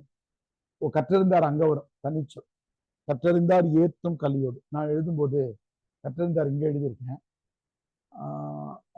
என்று வந்து தனி சொல்ல போற. கற்றறிந்தார் வந்து அங்க வெண்பாடி பல். வேற யாரும் சொல்றீங்கம்மா? ஆன்லைன்ல வேற யாராவது சொல்றீங்களாமா? சொல்லுங்க தம்பி. நற்றினை நல்ல குறுந்தொகை 500 ஒத்த பதிற்றுப்பத்து ஓங்கு பரிபாடல் கற்றறிந்தார் ஏத்தும் கலியோடு அகம்புறம் என இத்திரத்தை எட்டு. Sivaraman, very good. வேற யாரும் சொல்றீங்கம்மா? மோகன பிரியா உறுதியா தெரிஞ்சிருக்குமேமா? கயல்வழி அஃப்ரித் சொல்லிட்டாரு, முரளி, நிவேதா, செந்தில்குமார், சுபாஷ், தேன்வழி வெங்கடேசன், விக்னேஷ்குமார் எல்லாருமே இது வந்து கட்டாயம் மேண்டேட்டரின்னு சொல்றோம்ல. 3 பாடல்களும் அவசியம் தமிழ் இலக்கிய வரலாறு படிக்கிறவங்களுக்கு தெரிஞ்சுக்கணும். இப்ப படிக்கலாம் பரவாயில்ல. நான் எப்பவுமே சொல்ற மாதிரி 11 மணி 12 மணிக்கு இன்னைக்கு தள்ளி போடாம 11 மணிக்கு எழுதி எனக்கு வாட்ஸ்அப்ல அனுப்பிடுங்க. வேற யாரும் நீங்க ஆன்லைன்ல மைக் ஓபன் பண்ணி பேசலாமா? ஆன்லைன்ல 22 பேர் இருக்கீங்க. நீங்க தான் அதிகம் பேசணும். வாய்ப்புகளை பயன்படுத்திக்கோங்க. கையில் என்னாச்சு? கையில் சொல்லிட்டாங்களா? சரி, பரவாயில்ல. இப்ப பாருங்க, இப்ப என்ன இலக்கிய வர்றாருன்னா, உங்களுக்கு நோட் மேக்கிங் அப்படிதான் பண்ணிருக்கு. இப்போ இந்த புத்தகம் முடிகிற இடத்துல பாருங்க, இந்த இடத்துக்கு நேரா ஒரு ஜிக்ஜாக் பண்ணிருக்காரு பாருங்க. நற்றினை குறுந்தொகை 500. அடுத்து என்ன பாருங்க, அகநானூறு, இந்த கலித்தொகை இது அகம் சார்ந்தன. கதிற்றுப்பத்தும் புறநானூறும் புறம் சார்ந்தன. பரிபாடல் அகம் கூட்டல் புறம் சார்ந்தது. இந்த கிளாசிபிகேஷன் தான் நம்ம தெரிஞ்சுக்கணும். என்ன யூபிஎஸ்சி கேள்வி கேட்டாங்க ஒரு தடவைனா, சங்க இலக்கியத்தில் அகநூல்கள்னு கேட்டாங்க. அப்ப 8 தொகையில எது அகநூல்ன்றது தெரியணும் நமக்கு. அடுத்து 10 பாட்டுல 2 அகநூல் இருக்கு, அது தெரியும். எழுதி சேர்த்து எழுதும். இதுல 5 நூல்கள் இருக்கு. இப்ப இந்த பட்டியல் இன்னும் கொஞ்சம் கிளியரா கீழே இந்த முடிஞ்ச உடனே ஒரு பட்டியல் தராங்க பாருங்க. அப்பா அங்க தராங்க, அங்க தந்திருக்கிறாங்க. இதுல ஒரு இலக்கியமும் எதுன்னு நம்ம அப்ப படிப்போம். பரிபாடல் இங்க வந்து இந்த பட்டியலை லேசா பாத்தீங்கன்னா, இந்த பட்டியலில் இருக்கிற அடிப்படை செய்திகள் இது டிஎன்பிசி படிக்கிறோம், முழுசா எல்லாத்தையும் மனப்பாடம் பண்ணோம். நமக்கு சில செய்திகள் தெரிஞ்சா பாருங்க. நற்றினையை வந்து இது எல்லாமே தொகுப்பு நூல். 8 தொகை என்ற பேர்லயே என்ன தெரியுது? கம்பைல்டு. உங்ககிட்ட வந்து மதுவுக்கு எதிராக ஆளுக்கு ஒரு பாடல் கொடுங்கம்மான்னு சொல்லிட்டு நான் தொகுத்து போட்டா அப்படி இருக்கும். சில புத்தகங்கள்ல தொகுப்பாசிரியர் எடிட்டர் மட்டும்தான் நானே எல்லாத்தையும் எழுதிக்க மாட்டேன். நான் ஒரு கவிதை எழுதிருப்பேன், உங்களுக்கு எல்லாம் ஒரு கவிதை இருக்கு. அந்த மாதிரி 8 தொகையில் இருக்கிற இந்த நூல்கள் ஒருத்தவங்க எழுதின பாடல்கள் கிடையாது. நற்றினை 400னா அது 250 300 புலவர்கள் எழுதியிருக்காங்க. அவையில எழுதின 2-3 பாடல் இருக்கு. காக்கிப்பாடை எழுதின 4 பாடல் இருக்குன்றதுனால புலவர்கள் பாருங்க, 400 பாட்டு, புலவர்கள் எத்தனை பேரு? 187. அப்ப என்ன ஆகுது? ஒரு சிலர் 3 பாடல் எழுதியிருக்காங்க, ஒரு சிலர் 5 பாடல். கபிலர், பரணர் இவங்கெல்லாம் அந்த காலத்துல பெரிய ஆள். அவையார் இவங்கெல்லாம் 7 பாடல் 8 பாடல் கூட இருக்கு. அப்போ நற்றினையில 400 பாடல் இருக்கு. குறுந்தொகையிலையும் 400 பாடல். 500 என்ற பேர்லயே 500 தெரிஞ்சு வச்சு பாருங்க. 5 into 100. கலித்தொகை வெறும் 150 பாடல் ஒண்ணு கிடைக்கல. ஒரு குறிஞ்சிக்கு 30 into 5 வேணா குறிச்சாங்க. அடுத்தது அகநானூறுல 400. அகநானூருடைய பிரிப்பு முறை வந்து ரொம்ப இன்ட்ரெஸ்டிங் ஆனது. அதை என்னுடைய மணிவிழா மலர்ல நான் அதை பயன்படுத்தினேன். அடுத்து 10 பத்தா 10 சேர மன்னர்கள். அதுல 1 8 கிடைக்கல. 1வது 10 கடைசி 10 கிடைக்கல. இது 80 பாட்டு மட்டும் கிடைச்சிருக்கிறது. புறநானூறு அடுத்து ரொம்ப முக்கியமான பாடல் 399 பாடல் தான் கிடைச்சு. பரிபாடல்ல வந்து 70 பாடல். அதுல பாருங்க கிடைக்கல. 13 பேர் எழுதியிருக்கிறாங்க. சில பாடல்கள் கிடைச்சிருக்கு. அது கொஞ்சம் வரி எத்தனை வரின்னு போட்டுக்க. அடுத்தது இங்க பாருங்க. இப்போ இதுல இந்த கூட்டல் ஒண்ணு போட்டிருக்காங்கன்றது ரொம்ப முக்கியம். நான் கூட இந்த முறை குறுந்தொகையில நூல் எழுதும்போது இந்த கடவுள் வாழ்த்தை கடைசியா கொண்டு வந்து போட்டேன். நம்ம அண்ணாமலை கூட கேட்டார், ஏன் என் கடைசியில போடணும்னு. அது கடவுள் வாழ்த்து பாடலே சங்க இலக்கியங்களுடைய செக்குலரிசனுடைய முக்கியமான அடையாளமே என்னன்னு கேட்டீங்கன்னா, சங்க இலக்கியம் எதற்கும் கடவுள் வாழ்த்து இல்லை என்பதுதான் சங்க இலக்கியத்தினுடைய பெருமை. தொல்காப்பியத்துக்கோ 8 தொகை நூல்களுக்கோ 10 பாட்டு நூல்களுக்கோ கடவுள் வாழ்த்து கிடையாது. 10 பாட்டை கூட திருமுருகாற்றுப்படை வந்துருச்சு. ஆனா மற்ற நூல்கள்ல கடவுள் வாழ்த்து கிடையவே கிடையாது. இதான் என்ன பண்ணாரு, பாரதம் பாடிய பெருந்தேவனார்னு ஒருத்தர் 9ஆம் நூற்றாண்டுல வர்றாரு. அவர் எடுத்து பார்த்துட்டு பக்தி இலக்கியம் வளர்ச்சி அடைஞ்சிட்ட காலம். என்னடா இந்த புத்தகத்துல கடவுள் வாழ்த்து இல்லாம இருக்கான்னு அவர் எழுதி ஒரு பாட்டை சொல்லிட்டார். அதனால அது கூட்டல் ஒண்ணுன்னு போடுறாங்க. அது இந்த முறை நான் குறுந்தொகைக்கு உரை எழுதின புத்தகத்துல கூட என்ன பண்ணேன்னா, தம்பி கேட்டார், ஐயா முதல்ல தானே போடணும், முதல்ல போடாத கடைசியில போ. ஏன்னா இதுக்கப்புறம் 7, 6, 7 நூற்றாண்டுக்கு பின்னாடி எழுதப்பட்ட பாடல் அது. ஒரு பசங்க கேள்வி கேட்பாங்கல்ல, என்னையா கடவுள் வாழ்த்து கொண்டு வந்து ஏன் ஐயா கடைசியில போட்டிருக்காரு, யோசிக்கிட்டோம், கடைசியா போடு அது பாடல். அப்ப பாருங்க, இந்த கூட்டல் ஒண்ணு என்பது பாருங்க, தொகுத்தவர் தொகுப்பித்தவர் என்னன்னு கேட்டீங்கன்னா, தொகுத்தவர் வந்து புலவர், தொகுப்பித்தவர் வந்து மன்னர், ஸ்பான்சர் பண்ணவர் தான். ஒரு புலவரை தலைவரா போட்டு ஒரு 10-15 பேர் குழுவா உட்கார்ந்து தமிழ்நாட்டுல கிடைக்கக்கூடிய சேர சோழ பாண்டிய நாடுகளில் கிடைக்கக்கூடிய அகத்துறை பாடல்கள்லாம் எடுத்துட்டு வந்து அதை 3ஆ பிரிக்கிறாங்க. ஒரு 3ல இருந்து 8 வரிக்குள்ள இருந்தா அது குறுந்தொகை. பாருங்க இங்க இருக்கு பாருங்க, 4ல இருந்து 8 வரிக்குள்ள இருந்தா குறுந்தொகை. அதே பாடல் 9ல இருந்து 12 வரிக்குள்ள போனா நற்றிணை. அதே அகத்திணை பாடல் பெருசா இருந்துருச்சுனாக்கா 13ல இருந்து 31 வரி இருக்கிறது அகநானூறு. இது 3க்கும் தொடர்பு இருக்கு. குறுந்தொகை, நற்றிணை, அகநானூறு. ரேங்க் அடிப்படையில குறுந்தொகையை வந்து முதல்ல வரி அடிப்படையில வரியில 1, சின்ன பாடல்கள் குறுந்தொகை, மீடியமா இருக்கிறது நற்றிணை, 13 வரைக்கும் மேல இருக்கிறது அகநானூறுன்னு பிரிக்கிறாங்க. 3 வெவ்வேறு புலவர்கள், 3 வெவ்வேறு மன்னர்கள் அந்த காலகட்டத்துல இங்க இருந்து ஓலைச்சோடி அங்க கொடுத்து விட்டுருவாங்க. 13 வரைக்கும் மேல இருந்தா அந்த புலவர்கிட்ட கொடுத்து விட்டுருவாங்க. அந்த மாதிரி தொகுத்தாங்க. அடுத்து இந்த 500 மட்டும் திட்டமிட்டு எழுதப்பட்டது. 5 புலவர்களை கூட்டு நீ 100 பாட்டு எழுதி கொடு. குறிஞ்சிக்கு 100 பாட்டு, முல்லைக்கு 100 பாட்டு, மருதத்துக்கு 100 பாட்டு.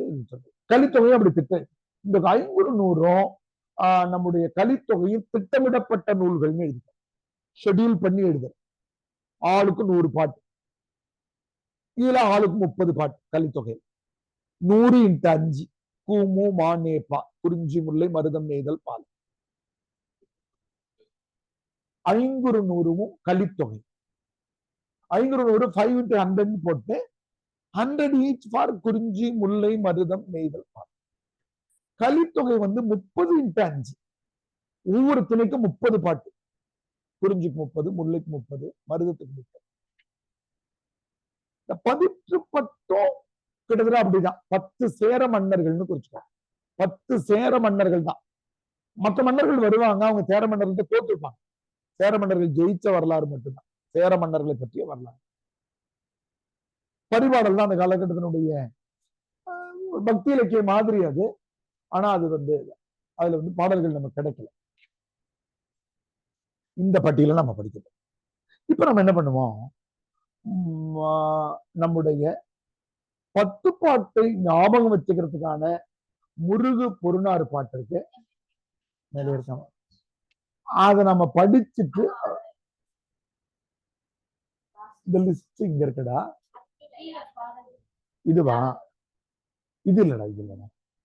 முருகு பொருநாறு 12 முல்லை, பெருகு வளமதுரை காஞ்சி, மறுவினிய கோல நெடுநல் வாடை, கோல் குறிஞ்சி பட்டினப்பாலை, கடாத்தொடும் 10ன்னு ஒரு பாட்டு வரும். அது நடுவில் கொடுத்துருக்காங்களா, எங்க கொடுத்துருக்காங்க பாருங்க. முருகு பொருநாறுன்னு வரும். பெரும்பாலும் முடிகிற இடத்துல தந்திருக்கமா, இங்க இல்லைன்னா முடிகிற இடத்துல தரும். பொருநாறு ஆட்சி தொடக்கத்துல இருக்காடா. முருகு பொருநாறு 12 முல்லை, பெருகு வளமதுரை காஞ்சி. இங்க இருக்கிற பட்டியல் இங்க இருக்குமா? இதோ இங்க இருக்கு, எடுத்தவங்க பாருங்க. இதை குறிச்சுக்கோங்க. முருகு, முருகு 1 நம்பர் போட்டுக்கோங்க. பாடல் இல்லாதவங்க பாடல் எழுதிக்கோங்க. முருகு பொருநாறு நம்பர் போடாதீங்க, நம்பர் வேற மாதிரி போட வேண்டும். நான் 10 பாட்டை கவர் பண்ணிடுறேன். முருகு பொருநாறு 12 முல்லை, பெருகு வளமதுரை காஞ்சி மறுவினிய, அது வெண்பான் பேரு, தனிச்சொல். மூணுத்துக்கும் ஒரே எதுகை வரும். ரூ ரூ ரூ. மறுவினிய, முருகு பெருகு மருவு, மூணுத்துலயும் ரெண்டாவது எழுத்து அண்டர்லைன் பண்ணிட்டீங்கன்னா மனப்பாடம் பண்றது easy. முருகு பொருநாறு பானிரண்டு முல்லை, பெருகு வளமதுரை காஞ்சி மறுவினிய, கோல நெடுநல் வாடை கோல் குறிஞ்சி பட்டின பாலை கடாத்தொடும் 10. அதாவது நம்பர் போட்டிருந்தீங்கன்னா 9 வர்ற மாதிரி தெரியும். 10 இருக்கு, அதுக்காக நம்பர் போடாதுங்க. எழுதி முடிச்சுக்கோங்க முதல்ல, அப்புறம் நான் நம்பர் சொல்றேன். முருகு பொருநாறு புத்தகமே இருந்தா கூட நோட்ல இந்த தடவை எழுது. என்னமா நம்மள தீபாவளி விடுமுறை முடிஞ்சு வகுப்பு வந்திருக்கும். முருகு பொருநாறு மானிரண்டு முல்லை. முருகுக்கு நேரா 1 நம்பர் போட்டுக்கோங்க. அது திருமுருகு ஆற்றுப்படையை குறிக்கிறது. கீழே லிஸ்ட பார்த்து. பொருநாறு என்பது 2, அது பொருணர் ஆற்றுப்படை. 12 என்பது 3,4 போட்டுக்கோங்க. 2 புத்தகம் அதுல இருக்கு. சிறுபான் ஆற்றுப்படை பெரும்பான் ஆற்றுப்படை கீழே பட்டியல் இருக்கு, இங்க இருக்கு. அதனால இங்க நம்ம பார்த்துக்கலாம், எழுத வேண்டாம், கோடு கூட நீங்க போட்டு. 12 என்பது 2 புத்தகம், சிறுபான் ஆற்றுப்படை பெரும்பான் ஆற்றுப்படை. முல்லை என்பது முல்லை பாட்டு, அது 5வது நம்பர். முதல் வரியிலே 5 புத்தகம் முடிஞ்சு. முருகு 1, பொருநாறு 2, 12 2, 4 ஆயிடுச்சு. முல்லை 5, முதல் வரியில 5 புத்தகம் முடிஞ்சு போச்சு. அடுத்து பெருகு வள்ள அதெல்லாம் விட்டுருங்க. மதுரை காஞ்சி மானாவுக்கு நேரா 6 போட்டு. மதுரை காஞ்சி 6, அந்த ஒரு வரியில ஒரு புத்தகம் தான் எழுதியிருக்காங்க. மறுவினிய கோல நெடுநல் வாடை, நெடுவுக்கு நேரா நேவுக்கு நேரா 7 போட்டுக்கோங்க.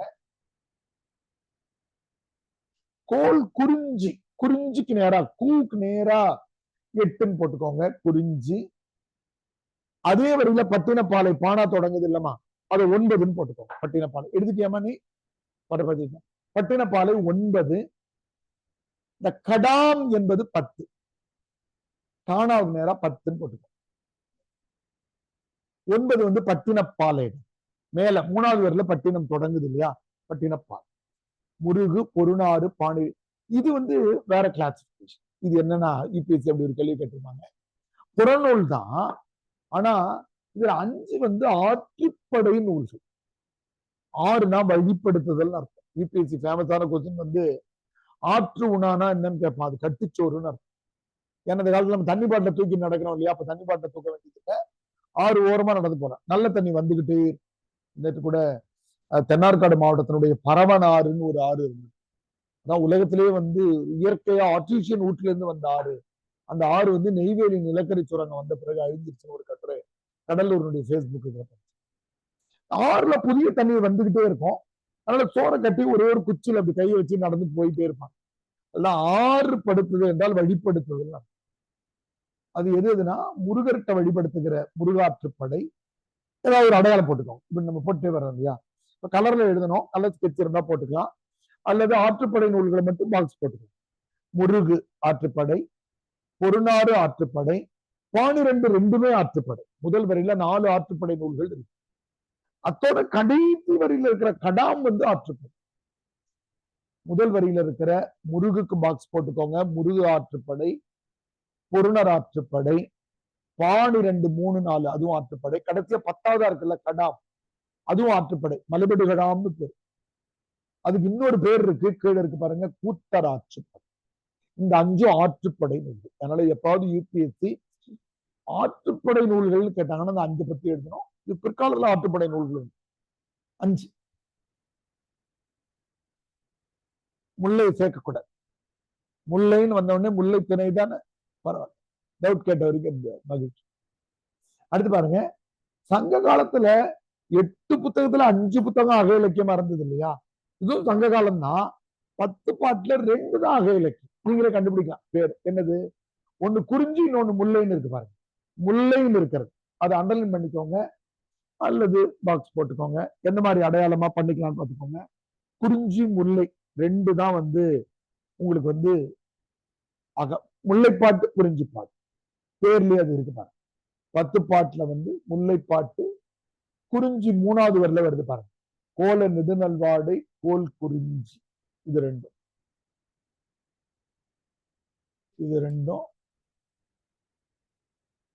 அப்ப எத்தனை முடிஞ்சதுமா? 5 2 7 முடிஞ்சது. புறநூல் ஒன்னே ஒண்ணு, அது எதுனா மதுரை காஞ்சி. காஞ்சின்னு வருது பாருங்க, அதை வச்சு கண்டுபிடிக்கலாம். வெச்சி, கரந்தை, ஸ்கூல்ல படிச்சிருப்போம்ல, வஞ்சி, காஞ்சின்னு வருது, அது மட்டும்தான் புறநூல். மீதி 2 பேரும் பரிபாடல் கேட்டகரி, அகப்புறநூல். யார் யாரு? நெடுநல்வாடையும் பட்டினப்பாலையும் அகப்புறநூல். நெடுநல்வாடை பத்தி ரொம்ப இன்ட்ரெஸ்டிங்கான விஷயம் இருக்கு, உள்ள போகும்போது நம்ம படிப்போம் ஏன் அது அகப்புறநூல். அப்ப பாருங்க, முதல் இதை பொறுத்தமட்டில் கிளாசிபிகேஷன் பிரச்சனையே கிடையாது. 3 கேட்டகரியா இருந்தது, 8ல ரெண்டுத்தையும் சேர்த்து ஒரு டேபிள் காலம் உருவாக்கிக்குவோம். நீங்க அப்படி எழுதிக்கோங்க மறக்காம. இதுதான் சங்க இலக்கியங்கள் கேட்கும்போது ரெண்டுத்தையும் சேர்க்கணும். அதுக்காக நம்ம இங்க இடத்துக்கு நேரா வந்து சங்க இலக்கியங்களை நீங்க பிரிச்சீங்கன்னா முதல்ல 8 தொகை, அடுத்தது 10 பாட்டு. இதுல எண்ணிக்கை மட்டும் நான் எழுதுறேன், புத்தகத்து பேர் நீங்க எதுமா? அகநூல் எது, புறநூல் எது, அகப்புறநூல் எது. 8 தொகையில 5 அகநூல் 5 இருந்தது, புறநூல் 2 இருந்தது, பரிபாடல் மட்டும் என்னமா அகப்புறநூல். 10 பாட்டுல ஆற்றுப்படை நூல்கள் புறநூல்கள் கூடாது. அகநூல் 2 தான் இருந்து குறிஞ்சி இதுவும். இதை நான் புரியறதுக்காக என்ன பண்றேன், 5 கூட்டல் 1ன்னு எழுதுறேன். ஆற்றுப்படை நூல்களும் புறநூல்கள் தான். ஐயா புறநூல்னு கேட்டாங்க ஐயா, நான் மதுரை காஞ்சி மட்டும் எழுதிட்டு வந்துடுறேன்னு சொல்லக்கூடாது. ஆற்றுப்படை நூல்களும் புறநூல். 6 2 8 முடிஞ்சது இல்லையா? இங்க இருக்கக்கூடிய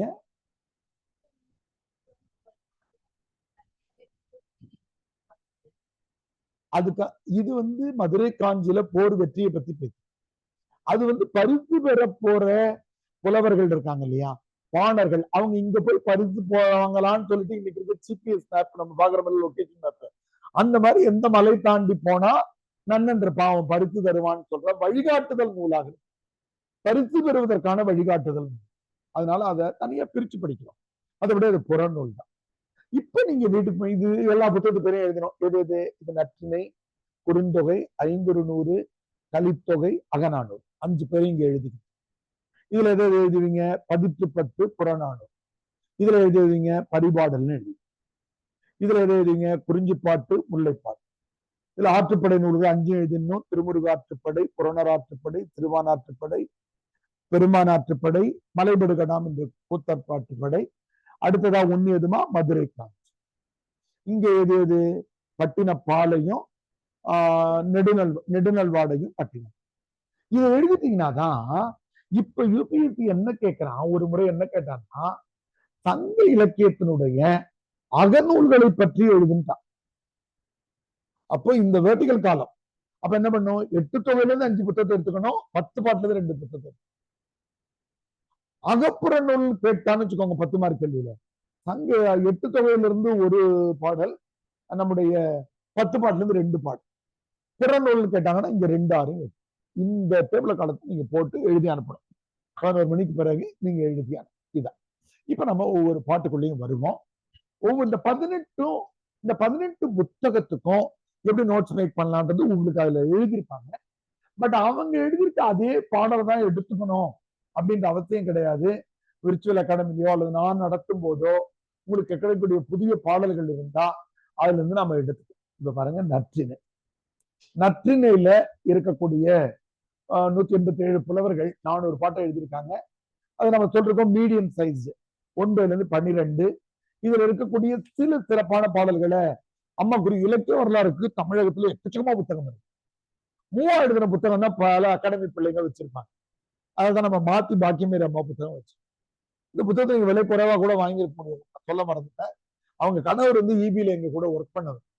நம்முடைய மயிலாப்பூர் சிட்டி, அது ஒரு சிட்டி சென்டரா ஒண்ணு இருக்கு மயிலாப்பூர் பொருள், ஒரு மால் ஒண்ணு பெரிய இருக்கு, அதுக்கு பின்னாடிதான் அவங்க இருக்கிறாங்க. சொல்லி தான் அனுப்பியிருப்பாங்க. நான் சொல்லணும்னு நினைச்சேன், மறந்து. எவ்வளவு வாங்கினீங்க? 300 கொஞ்சம் 50 ரூபா குறைச்சிருப்பார் வேற நேரம். வேணுன்றவங்க வாங்காம இருந்தவங்க சொன்னீங்கன்னா நான் அவருடைய நம்பர் தரேன் வாங்க. இப்போ இலக்கிய வரலாறு 3 எழுதுறாங்க. என்கிட்ட இன்னொரு புத்தகம் இருக்கு, நான் அதையும் கூட ஸ்கேன் பண்ணணும்னு நினைச்சேன். தேவை எந்த ஸ்டைல வேணாலும் எழுதலாம். நாம என்ன புரிஞ்சுக்கணும்னா அந்த புத்தகம் என்ன, அந்த புத்தகத்துல இருக்கிற ஏதாவது ஒரு விஷயம் நமக்கு தெரியும். அதை தெரிஞ்சுக்கிட்டா சங்ககால பண்பாடுன்னு கேட்கறாங்கல்ல, அதுல போய் இதை இன்டர்பிரேட் பண்ணலாம். காதலை பத்தியோ வாழ்க்கையை பத்தியோ திருமணத்தை பத்தியோ நம்ம எழுதும். பாருங்க 2 எழுதுறாங்க. தலைவன் தலைவி மீது காதல் கொள்கிறாள், தலைவியை பற்றி ஆம்பல் தூற்றுகிறார்கள்னா புற வாழ்க்கையில பேசினா அதுக்கு பேரு புறம்னு பேரு, காதல் வாழ்க்கையில பேசினா அதுக்கு பேரு அலர் அல்லது அம்பல். ஒரு ஆணையும் பெண்ணையும் இணைச்சு பேசுற முறை. பெண்கள் தம் வழக்கையின் சுட்டு விரல் மூக்கில் பட உள்ளங்கையை வாயருகே குவித்து பிறரிடம் இந்த மேனரிசம் அப்ப இருந்தே இருந்திருக்கு. இப்படி இப்படி வச்சுக்கிட்டு பேசுறோம் இல்ல, மூக்கு மேல இப்படி வச்சுக்கிட்டு உள்ளங்கையை இப்படி குவிச்சுக்கிட்டு என்ன நடக்குது தெரியுமா அப்படின்னு பேசுவாங்கல்ல, அதை எழுதிருக்காங்க பாருங்க. இது பாருங்க, சிலரும் பலரும் கடைக்கண் நோக்கி மூக்கின் உச்சி சுட்டு விரல் சேர்த்தி மருகில் என்றால் தெருவில் பெண்டு பேசுறாங்க. அழுத்தி என்னும் சோழ மரபினர் அழுத்திக்கு சொந்தமான பெருங்காட்டில் நெல்லி மரங்கள் மிகுதி, நெல்லிக்கனியின் புளிப்பு சுவையை நினைத்து பெண்கள் வவ்வால்கள் கனவிலும் இயங்கும். அதாவது ஆன்லைன் அதான் நீங்க சொல்லிருந்தீங்களே, உங்களுக்கு 9 மணி கிளாஸ் இருக்குல்ல, போய் சாப்பிட்டு வாங்க. நான் உங்களுக்கு வீடியோ ஷேர் பண்ண சொல்றேன். அப்புறம் 11 மணிக்கு பிறகு எப்ப ஃப்ரீயா இருப்பீங்க நீங்களே கூப்பிடு. நீங்களே ஏவி ஆனந்த் இல்லமா, அவரு வேற கடமையில கிளாஸ் இருக்கு, அதனால பாத்தீங்கன்னாக்கா இங்க பாருங்க, சங்க இலக்கியங்கள்ல அகத்துறை பாடல்கள்ல தலைவனுடைய பேர் சொல்லக்கூடாது. ரொம்ப முக்கியமான நூற்பாது தொல்காப்பியத்துல இருக்கு. அது புதிய பிள்ளைகள் இருக்கிறதால நான் மறுபடியும் எழுதுறேன். நானு மக்கள் நுதலிய அகன் ஐந்தினையும், இது வரைக்கும் முதல் வரி, இது கட்டாயமா மனப்பாடம் பண்ணணும். ஒவ்வொரு நாள் வகுப்புலையும் ஒரு 5-10 வரிகள் நம்ம மனப்பாடம் பண்ணணும். அதை இன்ட்ரெஸ்டிங்கா எடுத்துக்கிட்டா தமிழ் ஆப்ஷன் நல்ல மார்க் எடுக்கலாம். சில வரிகள் புரியலன்னா விட்டுல, அது ஒன்றும் தப்பு இல்லை. பொதுவாகவே ஒவ்வொரு நாளும் 4-10 வரிகள் நம்ம மனப்பாடம் பண்ணோம். சில பதிகள்ல தேவைப்படாது, திறனாய்வு ஒப்புழைக்க தேவைப்படாது. மக்கள் நுதலை அகன் ஐந்தினையும் சுட்டி ஒருவர் பெயர் கொட பெறார். உயிரிழப்படை இத நம்முடைய குறுந்தொகை நூல் வெளியீட்டு விழாவில் எல்லாரும் பேசினாங்க. அக இலக்கியத்துல பேர் சொல்லக்கூடாது. இப்பெல்லாம் பாலியல் தவறுகள் நடக்குது இல்லையா, கோயம்புத்தூர்ல கூட அந்த பெண்ணுடைய உண்மையான பேரை நம்ம சொல்லக்கூடாது. அண்ணா யூனிவர்சிட்டியில கூட ஒரு தப்பு நடந்த போது அந்த பெண்ணுடைய பேர் தெரிஞ்சிச்சுன்னு ஊடகத்துல திட்டிட்டு டெல்லியில கூட ஒரு 4-5 வருஷம் முன்னாடி பெரிய நடந்தது. பெண்ணுக்கு கற்பனையான பேர் நிர்பயான்னு வச்சாங்க. இந்த பொண்ணுடைய உண்மையான பேர் வேற, பெண்ணுடைய பேரை சொல்ல மாட்டாங்க. அண்ணா யூனிவர்சிட்டியில இருந்துமே தவிர அந்த பொண்ணு யாருன்னு எங்களுக்கு தெரியவே தெரியாது, நாங்க தெரிஞ்சவங்க முற்படல, யாரும் சொல்ல, அந்த பொண்ணு படிச்சுட்டே தான் இருந்தேன்னு சொன்னாங்க. ஞானத்தேரன் ஒரு இஷ்யூ வந்தது இல்லையா, அந்த இது பண்ணாங்கன்னு சொல்லிட்டு அந்த பொண்ணு படிச்சுட்டே தான் இருந்தாங்க. அங்க தொடர்ந்து அங்கதான் படிக்கிறாங்கன்னு சொல்லுவாங்க. இப்ப பாத்தீங்கன்னா பெண்களுடைய பெயரை சொல்லக்கூடாதுன்ற மரபு சங்க காலத்துல உலகத்துக்கே வழிகாட்டுது. ஏன்னா இந்த பாட்டுல பேர் இருக்கேன்னு பார்த்தா, இந்த பாட்டுல தலைவனுடைய பேர் இல்ல, அந்த ஆட்சி செய்யற சோழ மன்னனுடைய ஊர்ல இருக்கக்கூடிய நெல்லிக்காய் தான் புளிப்பா இருக்கும் அப்படின்னு சொன்னாங்க இல்லையா. நான் வேடிக்கையா சொல்லியிருக்கேன். ஸ்டாலின் ஆட்சி செய்யறாரு, அவருடைய ஆட்சி காலத்துல ஒரு காதலி பீச்ல சந்திச்சுக்கிறாங்க. காதலன் காதலி பேரை தான் சொல்லக்கூடாது, ஸ்டாலின் பேரை சொல்லணும். யார் மாவட்டம் அது பேர் கிடையாது, யார் பேரை தான் சொல்லக்கூடாது, தலைவனுடைய பெயரை தான் சொல்லணும். அப்ப அங்க புலிபார்னு சொல்றாங்க. சான்றோரை நாம் நாடி செல்ல வேண்டும், நன்மைகளை ஆய்ந்து உணர வேண்டும். தலைவி விரும்பிய வண்ணம் அவளை தலைவனுடன் சேர்க்கிறார்கள். அந்த பாடல்கள் இது ரொம்ப ரொம்ப முக்கியமான ஒரு பாடல், ரொம்ப முக்கியமான ஒரு, அதாவது நற்றினுடைய 10வது பாடல். நம்ம நாடோடிகள் படத்துல சச்சிகுமார் அவங்க நண்பருடைய காதலை சேர்த்து வைக்கிறதுக்காக ஆட்சி சண்டை எல்லாம் போட்டு கொண்டு சேர்த்து வைப்பார். அந்த சண்டை காட்சிக்கு ஒரு பாட்டு வேற போட்டிருப்பாங்க, சம்போ ஒரு 4 பாட்டு போட்டுக்கிட்டே சேர்த்து. இது என்னன்னா, ஒரு தோழி அவங்க ஃப்ரெண்ட தலைவன் கூட அனுப்பி வைக்கலாம். அனுப்புறதுக்கு ஆம்பளைங்க எல்லாம் தேவைப்படல, தோழி வந்தா நீ ஒண்ணு கூட்டு போடான்னு சொல்லிட்டான். சொல்லும் போது ஒரு முக்கியமான வரியை சொல்ல, இவருடைய பின்னாடி காலத்துல இவருடைய இளமை குறைந்து போயிடும், முடி நரைச்சிடும், அப்ப கூட நீ இன்னைக்கு இருக்கிற அன்போட இருக்கணும்டா. அவ்வளவுதான் எனக்கு வாக்குறுதி. எப்படி இருக்காங்க பாருங்க. அண்ணாந்து ஏந்திய வனமுலை தளரினும் பொன்னேர் மேனி மணியின் தாழ்ந்த நன்னெடும் கூந்தல் நரையொடு முடிப்பினும் நீத்தல் ஓம்புமதி பூக்கே. அவளுடைய மார்பகங்கள் தளர்ந்து போனாலும், அவளுடைய முடி நரைத்து போனாலும் நீத்தல் ஓம்புதல், அவளை விட்டு நீ விலகிடாதுன்னு தோழி தலைவியை பற்றி தலைவன்ட்ட சொல்ற இந்த பாடல் இப்பவும் இருக்கிற பெண்ணிய செய்திகள்ல எடுத்து ஆளப்படுகிற ஒரு ரொம்ப முக்கியமான பாடல் நற்றினை. நற்றினையில எக்கச்சக்கமா மன்னர்களை பற்றிய குறிப்புகள் இருக்கிறது. தொடரால் புடை. நீங்க பாருங்க, இந்த பாடலை எழுதினவங்க பலருக்கு பேர் தெரியல, ஒலிச்சுவல்ல ஓமையை வச்சு பேர் தெரிஞ்சுட்டாங்க. எனக்கு இந்த குறுந்தொகையில் ஒரு பாடல் படிப்போம், சிறுகோட்டு பெரும்பழம்னு படிப்போம். சிறிய காம்பில் தொங்கிக் கொண்டிருக்கிற பெரிய பழம் போல. ஒருத்தர் பாருங்க, தேய்புரி பழங்கயிற்றுனார்னு வச்சுட்டாங்க. புலவர் பேர் தெரியல.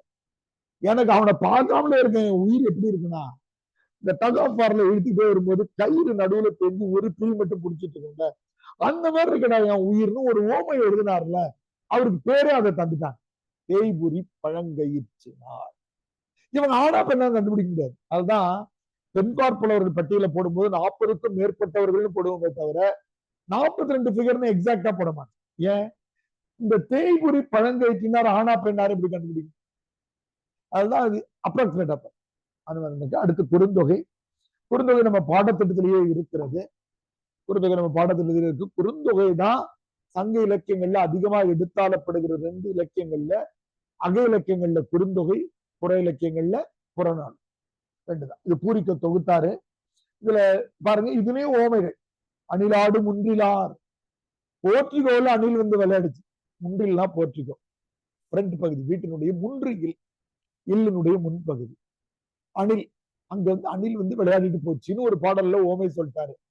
அந்த மாதிரி தலைவனுடைய நினைவுகள் என் மனதுல வந்து ஆடுது. அதனால அந்த புலவர் பேர் தெரியல, அணிலாடு. ரொம்ப ஃபேமஸ் ஆனது கீழே அது தராம இருக்காங்க. செம்புல பயல் நீரார் தான் இருக்கிறது ரொம்ப ஃபேமஸ் ஆனது.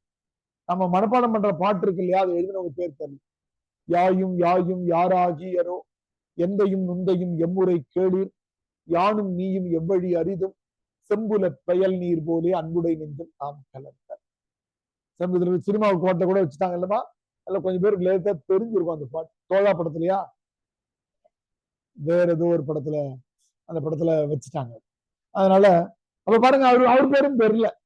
அவர் என்ன சொன்னாரு, உங்க அம்மாவும் எங்க அம்மாவும் வெவ்வேறு, உங்க அப்பாவும் எங்க அப்பாவும் வெவ்வேறு, நீ நானும் முன்னாடி பார்த்ததில்லை, இப்பதான் நாம பார்த்தோம்.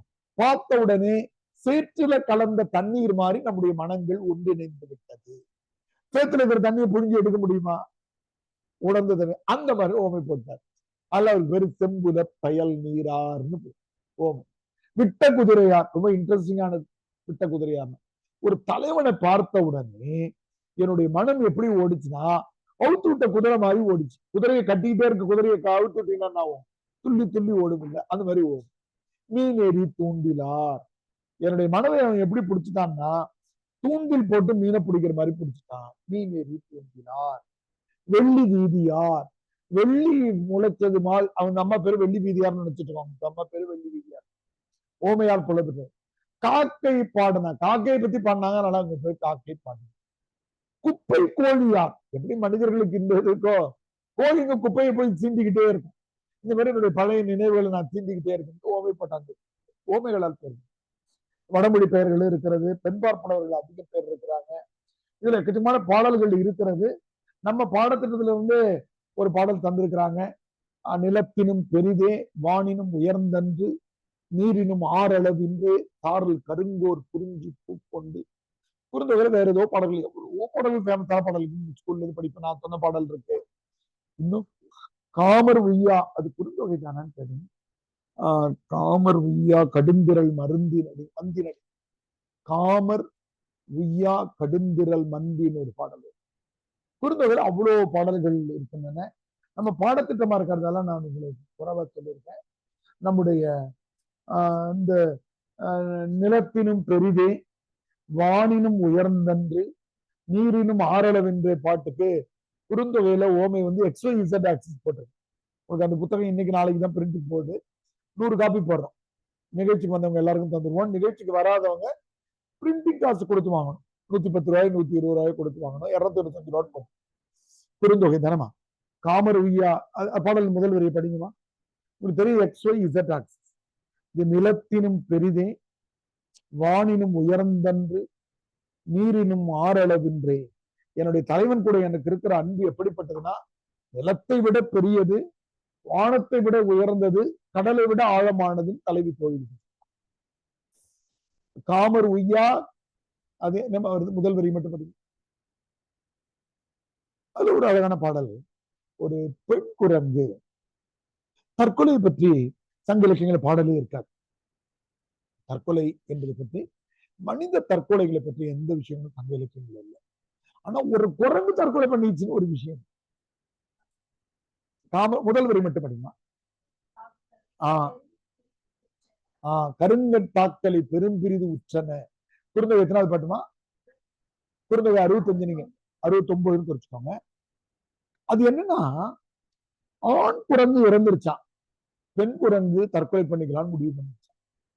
எந்த குரங்கு அப்படி பண்றது இல்லை, புலவன் அப்படி எழுதுறாரு தலைவி மிரட்டுறதுக்காக. அந்த இடத்துல அப்படி ஒரு குட்டி போட்டிருக்கு, குரங்கு குட்டி ஒண்ணு இருக்கு. அந்த குரங்கு குட்டி இன்னும் கிளை விட்டு கிளை தாவுகிற பயிற்சியை எடுக்கல. எங்க இருந்து குரங்குகள் தாவுது இல்லை, அதனுடைய இன்ட்யூஷனாவே தாவுங்க, உள்ளுணர்வுலயே தாவும். ஆனா அதுக்கு ஆற்றல் இல்லைன்னு கத்துக்கலையே. அதனால என்ன பண்ணுச்சு, அந்த குரங்கு குட்டியை கொண்டு வந்து தன்னுடைய உறவினர்கள்ட்ட ஒப்படைச்சிட்டு இது கீழே குதிச்சு அப்படின்னு தலைவி மிரட்டான். வேற எதுவும் கருங்கன் தாக்கலை பெரும் பிரிது உற்றன அப்படின்னு தொடங்கக்கூடிய அந்த பாடல்ல, குரங்கு குட்டி தாவுதலை கற்றுக்கொள்ளாத குரங்கு குட்டிய தனது உறவினர்கள்ட்ட கொடுத்துட்டு குரங்கு பெண் குரங்கு மலையிலிருந்து விழுகிறதே அப்படின்னு சொல்லிட்டு தலைவி சொல்றா. அந்த மாதிரி நான் உன்னை விட்டுட மாட்டேன்டா அப்படின்னு. குரங்கில் தற்கொலை பண்ணிக்கிறது கிடையாது, அப்படி அவங்க சொல்றாங்க. தோழி கூற்று பாடலாக அமைந்திருக்கிறது. தலைவன்ட்ட அவர் சொல்றா, தலைவியை குறித்து சொல்லுகிற போது. குறுந்தொகையினுடைய 69. இப்படி நீங்க குறுந்தொகையில எவ்வளவோ பாடல்கள் கூகுள்ல தேர்ந்தீங்கன்னா கிடைக்கும். ஏதாவது 1-2 பாடல்களை நமக்கு. அடுத்து 500 நானே சொன்ன மாதிரி திட்டமிடப்பட்ட நூல் இது. மருதத்திணைய ஓரம்போகியாரு, நெய்தல் திணைய அம்மூவனாரு, குறிஞ்சி திணைய கபிலர் ஃபேமஸானவரு, பாலத்திணை ஓதலாம்பியா, அதுவும் நம்ம ஞாபகம் வச்சுக்கலாம். ஏன்னு கேட்டினாக்கா 2 பாடல்கள் எழுதின புலவர், 12, 21 2த்தையும் எழுதின ஒரு ஓதலாம்பியா. முல்லைத்திணை பேயனா. 5 பேருக்கும் ஆளுக்கு 100 பாட்டுன்னு எழுத வைக்கிறாங்க. இந்த கலித்தொகை இந்த கலித்தொகைக்கு அகன் இந்த கலித்தொகைக்கு ஒரு சிறப்பு இருக்கிறது. அது என்னன்னா, இந்த கலித்தொகையினுடைய கலித்தொகையில் அகநானூறு கலித்தொகை 5 ஒண்ணுக்கும் யார் யாருக்கு அப்படின்னு எழுதுறாங்க. யார் யாருக்கு எழுதின பாடல்கள் கிடைச்சிருக்குன்னு. இதுல கலித்தொகை கலித்தொகை திட்டமிட்டு எழுதியிருக்காங்க. ஆனா எல்லாருக்கும் 30 இல்லை. நம்ம 30 தப்பா எழுதி சொல்லிட்டோம். 30 இல்ல. அது பாலத்திணையில 36 பாட்டு கிடைக்குது. கபிலர் 29 பாட்டு எழுதி வந்திருக்கிறாரு. மருத திணையில 35 பாட்டு, முல்லை திணையில 17 பாட்டு, நெய்தல் திணையில 33, பிற்சேர்க்கையா ஒரு பாட்டு கிடைக்குது, 34 பாட்டு. இந்த பாடல்கள் கிடைச்சிருக்குங்க காலி. கலித்தொகையினுடைய சிறப்பு என்னன்னா, இதுதான் சங்க காலத்தினுடைய சிறுகதைகள் சொல்ற முயற்சி சங்க காலம். அதுல ஒரு கதையை நாம சொன்னோம். இதுல எல்லாமே சிறுகதைகள் மாதிரிதான் இருக்கும். இதுல பாத்தீங்கன்னாக்கா, அந்த சுடர் தொடியி கேளாய் என்ற பாடல் சிறுகதைக்கு அடிக்கடி எடுத்துக்காட்டாக சொல்லப்படுகிற பாடல். நடுவில் இருக்கு பாருங்க, நான் முதல் வரியா வைக்கிறேன். சுடர் தொடியி கேளாய் என தொடங்குகிற அந்த பாடல் மேல சுடர் தொடியி கேளாய் என்று தொடங்குகிற குறிஞ்சிக்கலியினுடைய பாடல் 51வது பாடல், கலித்தொகையினுடைய 51வது பாடல். அது ரொம்ப இன்ட்ரெஸ்டிங்கான ஒரு பாடல். ஒரு சிறுகதையை சொல்லுது. ஒரு தலைவியும் அவங்க அம்மாவும் வீட்டுல இருந்தாங்க. அந்த நேரத்தில் தலைவன் என்ன கேட்டான், அம்மா தண்ணி தாகமா இருக்கு, தண்ணி கொடுங்கன்னு குரல் கொடுத்தாங்க. கொடுத்த உடனே இந்த அம்மா என்ன சொன்னாங்க, இந்த பொண்ணுகிட்ட தண்ணி தாகமா வந்திருக்கான், போய் தண்ணி கொடுத்துட்டு வாங்க. இந்த பொண்ணு தண்ணி கொடுக்கலான்னு வெளியில போயிட்டு என்ன பண்ணுச்சு, சொம்புல கைய வச்சுட்டு கதவுக்கு வெளியில கைய மட்டும் நீட்டுச்சு. அவன் என்ன பண்ணிட்டான், இவளை காதலிக்கிறவன் இவ கைய பிடிச்சிட்டான், சொம்ப பிடிக்கல. கைய பிடிச்ச உடனே தண்ணி கீழே விட்டுட்டு கத்திட்டான். அம்மா இவன் என்ன பண்ணா பாருங்களேன் அப்படின்னு கத்திட்டான். கத்தின உடனே அம்மா அங்க இருந்து வந்துட்டான். வந்துட்டு பார்த்தா இவன் இப்ப எட்டி பார்த்துட்டா இவனை பார்த்தா இவன் நம்மாளு, இவனை போய் நம்ம காட்டி கொடுக்க முடியாது. அதனால என்ன சொல்லிட்டு அம்மா கிட்ட, இவன் அம்மா தண்ணி கொடுக்கும்போது தண்ணி விக்கிட்டாமா. அம்மாக்காரர் என்ன பண்ணா, மாமியார் முறைக்குரிய அந்த அம்மா என்ன பண்ணாங்க, தலைவில தட்டி கொடுத்து முதுகு தடவி கொடுப்பாங்கல்ல விக்கல் வந்தா, தடவி கொடுத்தாங்க. அந்த நேரத்துல தலைவன் என்ன பண்ணானா, அந்த வரியெல்லாம் போட்டிருக்காங்க பாருங்க. கடைக்கண்ணால் கொல்வான் போல் நோக்கி நகை கூட்டம் செய்தான கல்வன் மகன். ஓரத்து கண்ணால நீ காட்டி கொடுக்கல பாத்தியா அப்படின்னு சொல்லிட்டு சிரிச்சானா. யாரு? கல்வன் மகன். அவங்க அப்பாவை திருடன் ஆக்கிட்டான். இதான் திருட்டு பையன் அவன் அப்படின்னு. கல்வன் மகன். இது ஒரு சிறுகதை. அதுதான் தமிழ் சிறுகதைகளுடைய தொடக்கம். எதுனாக்கா இது ஓரங்க நாடகம்னு சொல்லுவாங்க. சிங்கிள், ஒரே ஒரு காட்சி மட்டும். சுடர் தொடி கேளாயின்னு அந்த பாடல் தொடங்கும். பாடலை முழுசா நீங்க மனப்பாடம் பண்றது கிடையாது. சுடர் தொடி கேளாய், அடுத்து 2 வரி தெரிஞ்சா போதும். சிறுகதைகளின் தொடக்கம்னு. சுடர் தொடி கேளாய். அது மாதிரி பாருங்க, பெண்கள் பிறந்த வீட்டுக்கு உரியவர்கள் அல்ல எழுதப்பட்டிருக்கிற ஒரு பாடல். இன்னைக்கு பெண்ணையே சின்ன நிலை சொன்னாங்கன்னா அதெல்லாம் திட்டுவாங்க. அந்த காலத்துல எழுதப்பட்டிருக்கிற ஒரு பாடல் என்னன்னாக்கா, சந்தனம் முத்து இசை மூன்றும் மலை கடல் யாழ் இடங்களில் பிறக்கின்றன. சந்தனம் எங்க இருந்து வருதா? மலையிலிருந்து கிடைக்கிறது. முத்து எங்க இருந்து கிடைக்குது? கடல்ல இருந்து கிடைக்குது. இசை எங்க இருந்து வருது? யாழ்ல இருந்து வருகிறது. அது தோன்றிய இடத்துக்கு சொந்தம் இல்லை. முத்த வேற ஒரு நிலத்துக்காரன் வந்து மாலையா கோத்துட்டான். இசையை வந்து வேற ஒருத்தவன் காதுல கேட்கறான். அந்த மாதிரி பெண்கள் வேறு இடத்துக்கு சொந்தமானவர்கள் சொல்றதுக்கான உண்மையை சொல்றாங்க. திணைக்கு ஒரு புலவர் வீடம். இதுதான் முதல்ல பாருங்க. ஓரங்க நாடகம் எழுதியிருக்காங்க. இதான் சிறுகதையின் சைட்ல குறிச்சிடும். ஓரங்க நாடகம் மட்டுமல்ல, சிறுகதை. இந்த அகநானூறு தான் வைப்பு முறையில மிகச்சிறப்பு வாய்ந்தது. இதுதான் என்னுடைய மணிவிழா மலர்ல பின்பற்று. இந்த மாதிரி நம்ம அச்சிட்டுறோம். ரொம்ப நாளா தள்ளி போயிட்டே இருக்கு. இந்த மாதிரி அச்சு ரொம்ப இன்ட்ரெஸ்டிங். டிஎன்பிஎஸ்சி கொஸ்டின் ரொம்ப வேலிடான கொஸ்டின். போடாம இருக்கிறாங்க, ஆனா எப்ப வேணாலும் போடுவாங்கன்னு இது எப்படி வச்சிருக்கிறாங்க? எப்படி வச்சிருக்காங்க? மொத்தம் 400 பாட்டு இல்லையா? 1, 3, 5, 7, 11, 13, 15, 17, 21 இப்படி வருது இல்லையா? 9 விட்டுட்டாங்க. பிரிண்டிங்ல தப்பா இருக்கு.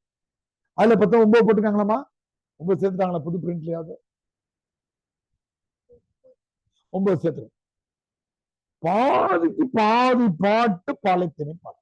அகநானூறுல 10ல 5 பாட்டு இருக்கு.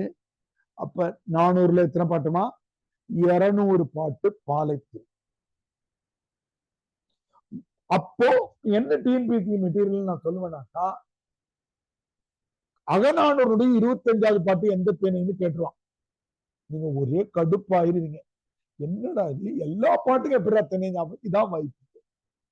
25, 35, 45 எல்லா பாட்டும் என்னதாமா? பாலைத்திணை. 27, 37 எல்லாம். இது டிஎன்பிஎஸ்சிக்கான கொஸ்டினுக்கானது. நம்ம சொல்லிக்கிட்டே இருப்போம், யாரும் எடுக்கிறது. ஆனா பாத்தீங்கன்னா அடுத்து பாருங்க, குறிஞ்சி திணைக்கு பாருங்க. 10ல 2 பாட்டு மட்டும். 2, 8, அடுத்து 12, 18, அடுத்தது 22, 28. அப்ப 10 பாட்டுல எத்தனை பாட்டுமா? 2 பாட்டு. அப்ப 400 பாட்டுக்கு எவ்வளவுமா? 80 பாட்டு. இது வந்து குறிஞ்சி திணை.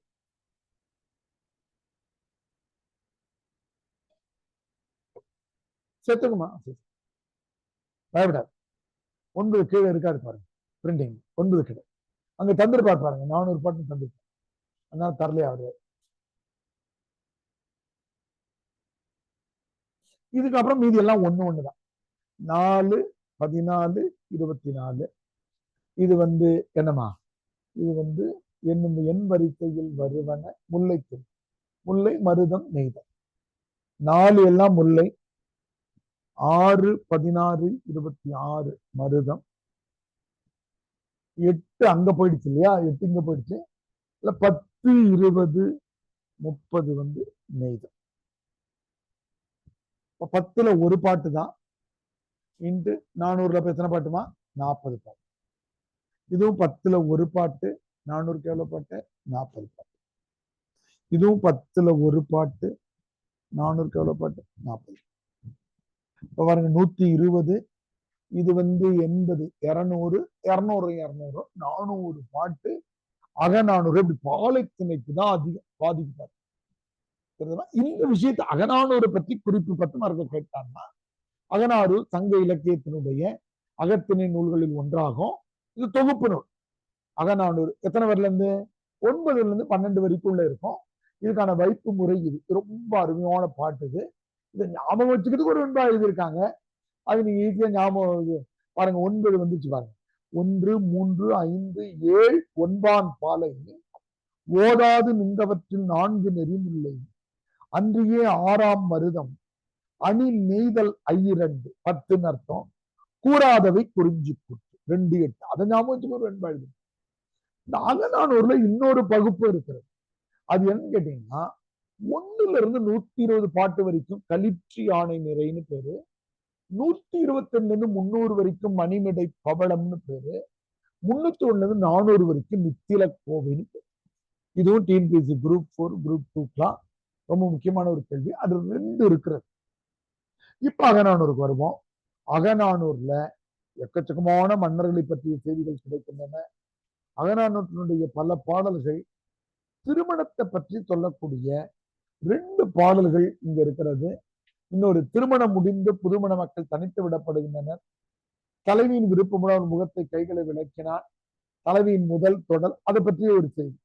முயங்கள் விருப்பொடு முகம் புதை திருப்ப அஞ்சில் உயிர்த்த காலை என்று கிட்டத்தட்ட அது வந்து முதல் இரவு காட்சி மாதிரி. முதல் இரவு காட்சி அங்க சொல்லியிருக்காங்க. அவளது தலைவன் வந்து அவருடைய முகத்தை தொடுகிறார். அடுத்தது இதுல என்னென்ன விஷயங்கள்லாம் வெளியில தெரிய வருதுன்னா, யானையை பத்தி இருக்கிறது. திணை சாப்பிட வந்த யானை, புறத்தியினுடைய பாடல் இனிமை கேட்டு யானை மயங்கி நின்றுச்சான். குடவோலை தேர்தல் முறை இருந்திருக்கிறது. குடவோலை தேர்தல் இப்ப நம்ம போற மாதிரி ஓட்டு போடுறது இல்லை. அந்த ஊர்ல இருக்கிறவங்களுடைய வரி கட்டுற பணக்காரங்க பேர் தான் அதெல்லாம் இது பண்ண. சங்க காலத்துல எப்படி இருந்ததுன்னு தெரியல. அதுல இருந்து அந்த பேரை வந்து குழந்தைகள் எடுப்பாங்க, அவங்கள தலைவரா தேர்ந்தெடுப்பாங்க. அப்படி ஒரு பாடல் புறநானூறு அகநானூறு எழுத்துறது. ஆடு மகள் வெறியாடு நிலை, இந்த வெறியாடுறவங்க. அடுத்து மன்னர்களை பற்றிய செய்திகளா இருக்குது.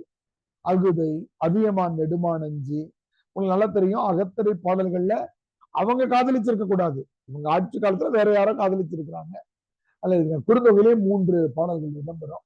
அல்ல அகநானூறு. அப்ப பாருங்க, சங்க காலத்தினுடைய அகநூல்கள் என்று கேட்டால் 8 தொகையில் இருக்கிற 5 புத்தகத்துக்கும் நாம ஒரு நோட்ஸ் எழுதணும். இதுதான் உங்களுடைய ஹோம்ஒர்க். எல்லாரும் ஒரே பாடலா எடுக்காம நீங்களே போயிட்டு விர்ச்சுவல் அகாடமிலையோ அல்லது புகழ்பெற்ற பாடல் அப்படின்னு தேடினீங்கன்னா, புகழ்பெற்ற பாடல் இருக்க ஒண்ணு பேசுறாங்கல்ல, அதை விட்டுருங்க. அந்த வீடியோ அவங்க சொல்ற 2வது 3வது பாடல் அதனுடைய அடிப்படை கண்டென்ட் அதுக்கு ஒரு வரி. அதே மாதிரி கலித்தொகையில, அதே மாதிரி குறுந்தொகையில. அது குறுந்தொகையில நமக்கு பிரச்சனை இல்லை, 25 பாட்டுகளை மேனேஜ். இந்த 5 புத்தகத்துக்கும் ஒரு பக்கத்துல நோட்ஸ். நம்ம அடுத்து புறநூல்களுக்கு வருவோம். இன்னைக்கு 8 தொகை மட்டும் முடிச்சிடலாம். முருகு பொருநாறு கடைசியா நம்ம கேட்போம். இன்னைக்கு வந்து அடுத்ததாக பதிற்று 10 புறநூல்கள்ல பதிற்று 10. அதுக்கு ஒரு லிஸ்டே இருக்கு பாருங்க. பதிற்று 10ல நமக்கு வந்து 10 சேர மன்னர்களை குறித்து எழுதப்பட்டிருக்கிறது. பாருங்க, சேர அரசர்கள் பற்றி மட்டுமே பாடும் இலக்கியம். 10 சேர அரசர்களுக்கு 10 பாடல்கள் வீதம் 100 பாடல்களை கொண்ட நூல். இத வந்து எழுதியிருக்கிறவங்க, தொகுத்தவர் தொகுப்பித்தவர் பேர் தெரியல, பல்வேறு புலவர்கள் தான் எழுதியிருக்காங்க. குமட்டூர் கண்ணனார், பாலை கௌதமனார், காப்பியாற்று காப்பியனார், பரணர், காக்கைப்பாடினியார், கபிலர், அருத்திற்கிழார், பெருங்குன்றூர் கிழார். 2 நம்பர் போட்டிருக்காங்க. பிரிண்டிங்ல தப்பு நினைச்சிடாதீங்க. 1ம் 10ம் கிடைக்கல. முதல் 10ம் 10வது 10ம் கிடைக்கல, அதனால போட்டிருக்காங்க. அந்த பாடலுடைய பாட்டுடைய தலைவன் யாரு அப்படின்னு சொல்றாங்க. இமயவர்மன் நெடுஞ்சேரலாதன், பல்யானை செல்குழி குட்டுவன், இவங்க எல்லாமே சேர மன்னர்கள். கலங்காய் கண்ணின் ஆர்முடி சேரல், கடல் பிற கோட்டிய அழகான தமிழ் சொற்கள்லாம் இங்க இருக்கு. அதாவது தமிழ் திரைப்படங்களுக்கு பேர் வைக்கணும்னா இங்க இருந்து எடுக்கலாம். புன்னுமுள் குருதி, பூத்த நெய்தல், சான்றோர் மெய்மறை கூட இலக்கிய அமைப்புகளை ஏதாவது பேர் வைக்கணும்னாக்கா பதிப்பு 10னுடைய அந்த உள் தலைப்புகள் வந்து ரொம்ப அழகா ரொம்ப புரிஞ்சினது. அப்போ இதுல சேர மன்னர்கள் ஒவ்வொருத்தவங்களை பத்தியும் பாடுறாங்க. இந்த இதுக்காக இந்த பாடினதுக்காக புலவர்களுக்கு பரிசுகள் தந்திருக்காங்க பாருங்க. குமட்டூர் கண்ணனாருக்கு என்ன பரிசு கொடுத்திருக்காங்க? 500 ஊர்களை கொடுத்துருக்காங்க. 500 ஊர்கள்ல நிர்வாகம் அவர் பண்ண முடியாது. 500 ஊருடைய வரி வசூலை மட்டும் அவர் வாங்கி, அந்த 500 ஊரை புலவருக்கு ஒப்படைச்சுட்டாங்கன்னா அவர் போய் மன்னரா உட்காந்துக்க மாட்டாரு. மன்னர் இவர் தான். அந்த 500 ஊர்ல கிடைக்கிற வரி முழுக்கி கொண்டு புலவர்கிட்ட மீதி நீதி நிர்வாகத்தெல்லாம் மன்னர் தான் பாருங்க. பாலை கௌதமனாருக்கு புலவர் விரும்பியபடி பெருவேங்கை மனைவியோடு செய்து விண்ணுலகு.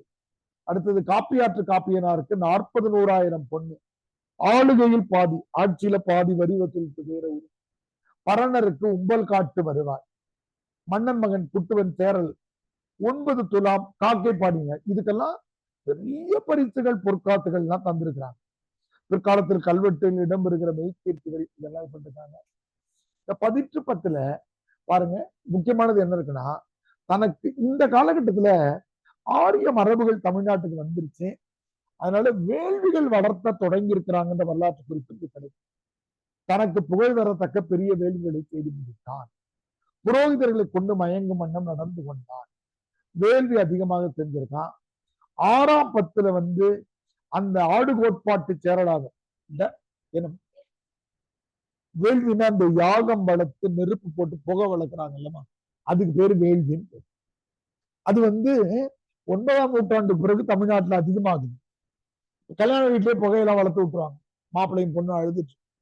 நம்ம நீங்க அதெல்லாம் செய்யக்கூடாது, ரைட்டாமா? திருக்குறளை வச்சு படிச்சுட்டு கல்யாணம் பண்ணிட்டு போயிட்டு, இப்ப நம்ம கல்யாணத்துக்கு வந்திருப்பீங்க, நம்ம கல்யாணத்துக்கு யாரும் வரலன்னு நினைச்சு, இல்ல பொங்கல் நேரம்ன்றதால நீங்க அதனால வரவே இல்லை, அகாடமிக்கே வரல. ஆமா, அகாடமிக்கே நீங்க வரல. அந்த வீடியோ இருக்கு, நான் பாருங்க. ஆடல்ல சிறந்தவன் ஆடு கோட்பாட்டு சேரலாதன்னா நீங்க சீப்புன்னு நினைச்சிடக்கூடாது. ஆட்டு வளர்த்துட்டு இருந்தாங்க, டான்ஸ்ல பெரிய ஆள்.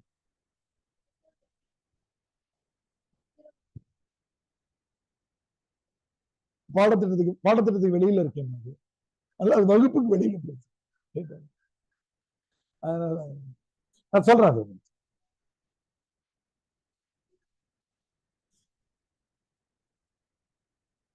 வணக்கம்மா, வணக்கம்மா. ஓ,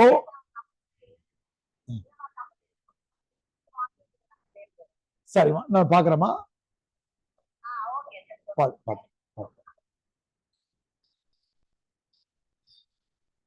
பாருங்க, ஆடு கோட்பாட்டு சேரலாத ஆடருடைய சிறப்பு, அவன் எப்படி டான்ஸ் ஆனான்ற விஷயம்.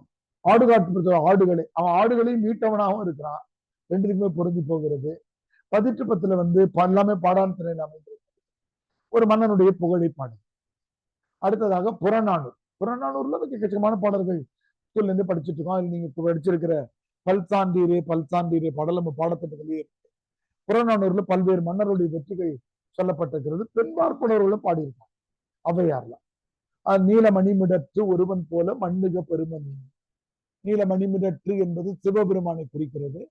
அவனை போல நீ நிலை பெற்று வாழ்வாயாகன்னு சொல்றாங்க. இதில் நம்ம மீண்டும் மீண்டும் கேள்விப்படுற ஒரு செய்தி, ஔவையார் அதியமான் தனக்கு கிடைத்த நீண்ட நாள் வாழக்கூடிய நெல்லிக்கனியை ஔவையாருக்கு கொடுத்தாருன்றது புறநானூருடைய பல பாடல்கள் நம்ம கேள்விப்படுறோம். நம்ம திருக்குறள் படத்துல குமணன் இளங்குமணனுடைய கதை வரும் பாருங்க இல்லையா. இளங்குமணன் குமணனை துரத்துடுவாரு, அவரை தலையை எடுத்துட்டு வந்தாக்கா இதுன்னு சொல்லுவாங்க. அவங்க 2 பேரும் விட்டு கொடுப்பாங்க. அண்ணன் தம்பிகளுக்குள்ள இது போனது. கோப்பெருஞ்சோழனும் பிசிராந்தையாரும் ஒருத்தவங்க பார்க்காமலே இருந்தாங்கன்றது நம்ம பாடத்திட்டத்துல இருக்கு. செகண்ட் பேப்பர் பாடத்திட்டத்துல 19 பாடல்கள் நமக்கு இருக்கு. உண்டாலம்மை உலகம் தொடங்கி பாசடை நிவந்தன் தொடங்குற 200வது பாடல் வரையில நமக்கு இருக்கு. அது ஒரு பாடல் எடுத்துக்கலாம். செகண்ட் பேப்பர் படிக்காம ஃபர்ஸ்ட் பேப்பருக்கு ஜாயின் பண்ணிருக்க பிள்ளைகள் அந்த பாடத்திட்டத்தை உங்களுக்கு போடுவோம், அதுல இருந்து ஒரு குறிப்பு எழுதிக்கலாம், வேற பாடலும் எழுதிக்கலாம். கடைசியாக இதுல இருக்கக்கூடிய பரிபாடல். பரிபாடல் நமக்கு அகப்புற நூல். இதுல பாருங்க, கிடைச்சிருக்கிறது 22 பாட்டு தான். திருமாலை பத்தி இருக்கிற 6 பாட்டு, முருகனை பத்தி இருக்கிற 8 பாட்டு, இந்த 6, 8, 14 பாட்டு புறம். புத்தகம் கையில வச்சிருக்கவங்க 6, 8, 14 புறம், புற இலக்கியம். வையாற்றை பத்தி கிடைக்கிற 8 பாட்டு மட்டும் காதல் பாடல். தலைவன் தலைவி தண்ணீர்ல விளையாடுறது அப்ப பெரிய விளையாட்டு. வாட்டர் போலோ விளையாடுறாங்க பாருங்க, அந்த மாதிரி விளையாடிட்டு இருந்தாங்க. நீச்சல் அடிச்சுட்டே போயிட்டு இந்த பூ பந்து மாதிரி செஞ்சுக்குவாங்க. மல்லிகை பூ பந்து மாதிரி செஞ்சுலாம் விளையாடுறாங்க. அந்த மாதிரி வச்சுக்கிட்டு தூக்கி அடிக்கிறது, அந்த இடத்துக்குள்ள போட்டாக்கா பாயிண்ட் அப்படின்ற மாதிரிலாம் விளையாடி இருக்கு. வைகை ஆற்றுல தலைவனும் தலைவியும் ஆனதால அந்த காதல் பாடல்கள்னு பேரு. இந்த 22 பாடல்கள் தான் கிடைச்சிருக்குது. ஆனா இது அந்த காலகட்டத்திலே பக்தி இலக்கியங்களுக்கு சங்க இலக்கியங்கள்ல ஒரு விஷயம் இருந்திருக்கு அப்படின்னு தெரிய வருது. தமிழ் மக்களுடைய பழக்க வழக்கங்கள், இயற்கை காட்சிகள், அன்பு, ஆடல், பாடல், அப்ப அந்த இயற்கை பொருள்கள்ல தெய்வத்தை காண்பது. பரிபாடலுடைய சிறப்பு என்னன்னா உருவ வழிபாட்டுக்கு போக மாட்டாங்க. இயற்கையில மரம், செடி, கொடி இதெல்லாம் இருக்கிற இந்த செய்திகள்லாம் இதுல பாடப்பட்டிருக்கிறது. அதனால பரிபாடலுடைய உள்ளடக்கத்துல வைகையில பாருங்க, பெருக்கெடுத்து ஓடுகிறது, காதர் பரத்தை தலைவனோடு இருக்கிறாங்க, அழையா விருந்தாளிய பரத்தை திட்டுறது, பரிபாடல்ல புறம் பற்றிய செய்திகள், திருமாலை பற்றி புகழ்ந்து பேசுகிற பாடல்கள் இருக்கின்றன. பின்ன எண்கள் அங்க இருக்கின்றன, சின்ன எண்ணு பெயர்கள் இருக்கின்றன. இவ்வாறு 9 என்ற எண்ணுக்கு 9க்கு 90 பெயர், இந்த நடைமுறை பிழை பெயர்கள்லாம் இதுல இருக்கிறது. 20, 30 இந்த எண் ஆய்வுக்கு இந்த பரிபாடல் பயன்படுகிறது என்ற விஷயம் சொல்லப்பட்டிருக்கிறது. அதனால இப்ப நம்முடைய ஹோம்ஒர்க்கினுடைய வேலை என்னன்னு கேட்டீங்கன்னா, நம்ம சப்போர்ட்டிங் மெட்டீரியல் அதை பண்ணியிருக்கிறோம், அதை நான் உங்களுக்கு காட்சிப்படுத்துறேன். புது பிள்ளைகள் யாரும் இருந்தாக்கா சப்போர்ட்டிங் மெட்டீரியல்லையும் நாம இதை நம்ம உங்களுக்கு எழுதியிருக்கோம்.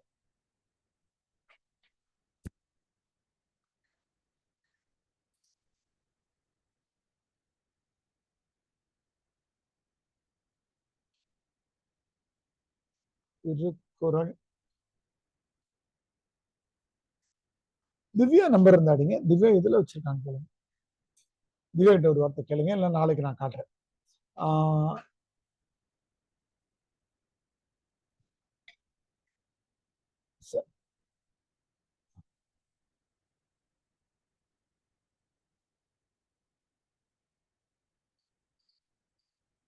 ரொம்ப அதிகமா இருக்கு.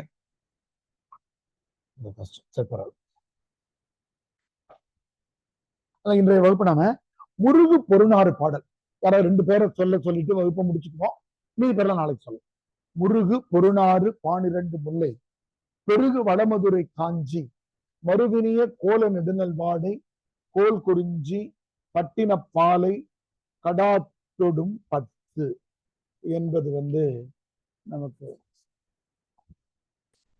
அந்த பாடல் நாம சொல்லுவோம். எடுத்தோண்டு இருந்துச்சாமா? பட்டியல் தொடங்குற இடத்துல இருந்துச்சு. முருகு பொருநாறு 12 முல்லை, அது வரைக்கும் முதல் வரி. அடுத்த வரையில ரூல எதுவையா வருது பாருங்க. பெருகு வளமதுரை காஞ்சி, மறுவினிய, அது வரைக்கும் 2வது வரி. கோல நெடுநல்வாடை, கோல் குறிஞ்சி, கோ வந்தது, கோல் குறிஞ்சி, பட்டினப்பாலை, கடாத்தொடும் 10 வரம். 8 தொகை முடிஞ்சது. இங்கதான் 10 பாட்டு தொடங்கும். ஆன்லைன்ல யாராவது லேட்டா வந்திருந்தீங்கன்னாக்கா நீங்க அதை இது பண்ணிக்கோங்க, குறிச்சுக்கோங்க. ஆன்லைன்ல புதுசா வந்திருக்கிற பிள்ளைகள் இலக்கிய தொடங்கும் போது வரலாம்னு சொல்லியிருந்தோம். சில மாணவர்கள் நடுவில் வர வேண்டாம்னு நம்ம நிறுத்தி வச்சு இன்னைக்கு வர சொல்லியிருக்கோம். அவங்க எய்தர் அட்மின் நம்பர்ல நீங்க கான்டாக்ட் பண்ணலாம்.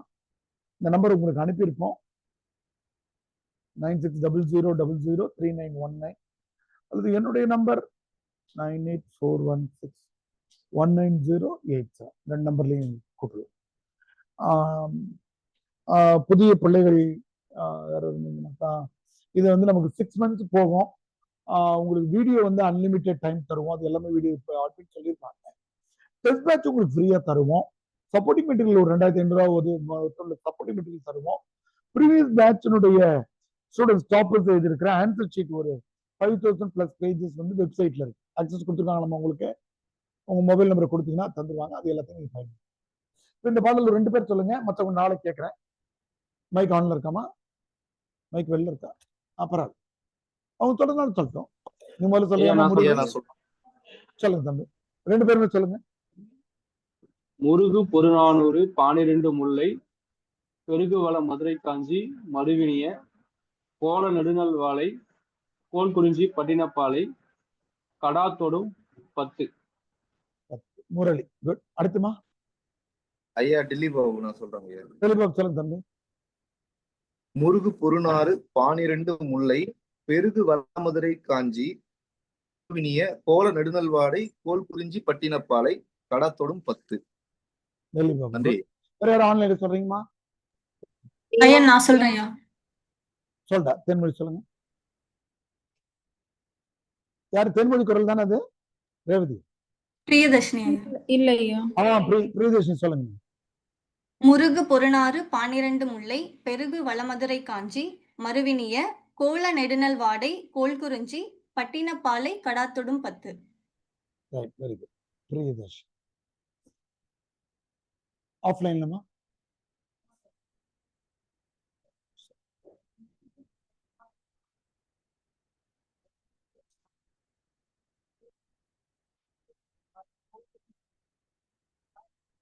கடாத்தொடும் நீ சொல்லு. முருகு பொருநாறு 12 முல்லை பெருகு வளமதுரை காஞ்சி மறுவினிய கோல நெடுநல் வாடை கோல் குறிஞ்சி பட்டினப்பாலை கடாத்தொடும் 10. கடாத்தொடும். ஆன்லைன் வாங்கவா? ஆன்லைன்ல வேற யார் சொல்றீங்க? ஐயா முருகு பொருநாறு 12 முல்லை பெருகு வளமதுரை காஞ்சி மறுவினிய கோல நெடுநல் வாடை கோல் குறிஞ்சி பட்டினப்பாலை கடாத்தொடும் 10. நவநீத பாண்டியன். குட்மா. அடுத்தது யார் சொல்றீங்கம்மா? ஆன்லைன்ல கைல்வழி என்னாச்சு சொல்லுங்க. ஐயா முருகு பொருநாறு 12 முல்லை பெருகு வளமதுரை காஞ்சி மறுவினிய கோல நெடுநல்வாடை கோல் குறிஞ்சி பட்டினப்பாலை கடாத்தொடும் 10. கடாத்தொடும் 10. பிரியலட்சுமி சொல்றீங்களா? சிவராமன், விக்னேஷ், மோகன பிரியா, செந்தில்குமார் சொல்லுங்க தம்பி. முருகு பொருநாறு 12 முல்லை பெருகு வளமதுரை காஞ்சி மறுவினிய கோல நெடுநல் வாடை கோல் குறிஞ்சி பட்டினப்பாலை கடாத்தொடும் 10. கடாத்தொடும். இந்த ஆடியோ டெலிகிராம்ல இருக்கு, நான் எடுத்து அட்மின் போட சொல்றேன். 3 ஆடியோ 11 கீழ்கணக்கு உள்ளதையும் போடும். வேற யாரும் ஆன்லைன்ல சொல்றீங்களாமா? முடியாதவங்க எழுதி அனுப்புங்க. இந்த டேபிள் காலத்தையும் எழுதி அனுப்புங்க, இந்த 2 பாடலையும் எழுதி அனுப்புங்க. ஆச்சுங்களா? இன்னைக்கு நாளைக்கு இந்த 8 தொகை நூல் எல்லாத்துக்கும் ஒரு பக்கத்துல நோட்ஸ் எழுதிக்கோங்க. எப்படி மெட்டீரியல் இருக்கும் அது ஐடியாவுக்காக பார்த்துக்கோங்க. மற்றபடி நீங்களே எழுதுங்க. பாக்கிமேரியோ விர்ச்சுவல் அகாடமியோ செலக்ட் பண்ணி குறுந்தொகையின் திறந்த பாடல், 8 தொகையின் பரிபாடலின் திறந்த பாடல்னு தேடுங்க. வெவ்வேறு பாடலா எழுதுங்க. வேற யாரும் ஆன்லைன்ல சொல்றீங்களாமா? முருகு பொருநாறு. சுபாஷ் ஆன்லைன்ல இருக்காரு. Right, good. ஆஃப்லைன்ல யாரும் சொல்றீங்களாமா? போலீஸ் அக்கா கோமா இருக்காங்க. அவங்களுக்கு தமிழ் சிறுகதைகளின் தோற்றம் வளர்ச்சி வாங்கி கொடுத்தாதான் அவங்க கோமா இருக்காங்க. ஏன்னா அவங்க ஒருத்தவங்க தான் அந்த டேபிள் காலத்தை எழுதிட்டு வந்து காட்டினாங்க. அவங்களுக்கு மட்டும்தான் அந்த புத்தகம். அதனால இன்னைக்கு ஆர்டர் போட்டு அந்த புத்தகம் யாரும் எழுதினா. வேற யாருமா? ரோஹிணி சொன்னாதானே வெளியில சாப்பிட விடுவோம்னு சொன்ன.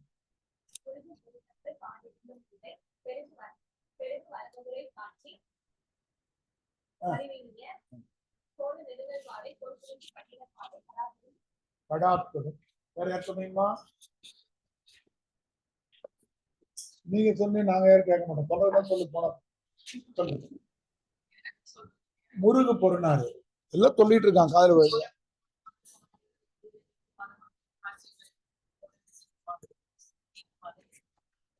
அது பெரிய ஆச்சரியம் கிடையாது. பிலிட்டி எம்ஏ படிச்சவங்க சொல்றது ஆச்சரியமா? எங்க பொண்ணுங்கள பி எம்பிபிஎஸ் பிடிஎஸ் எம்சிஏ படிச்சவங்க சொல்றது ஆச்சரியம். வீட்டுக்கு வரண்டா, வரேன் ஒரு கால் மணி நேரம்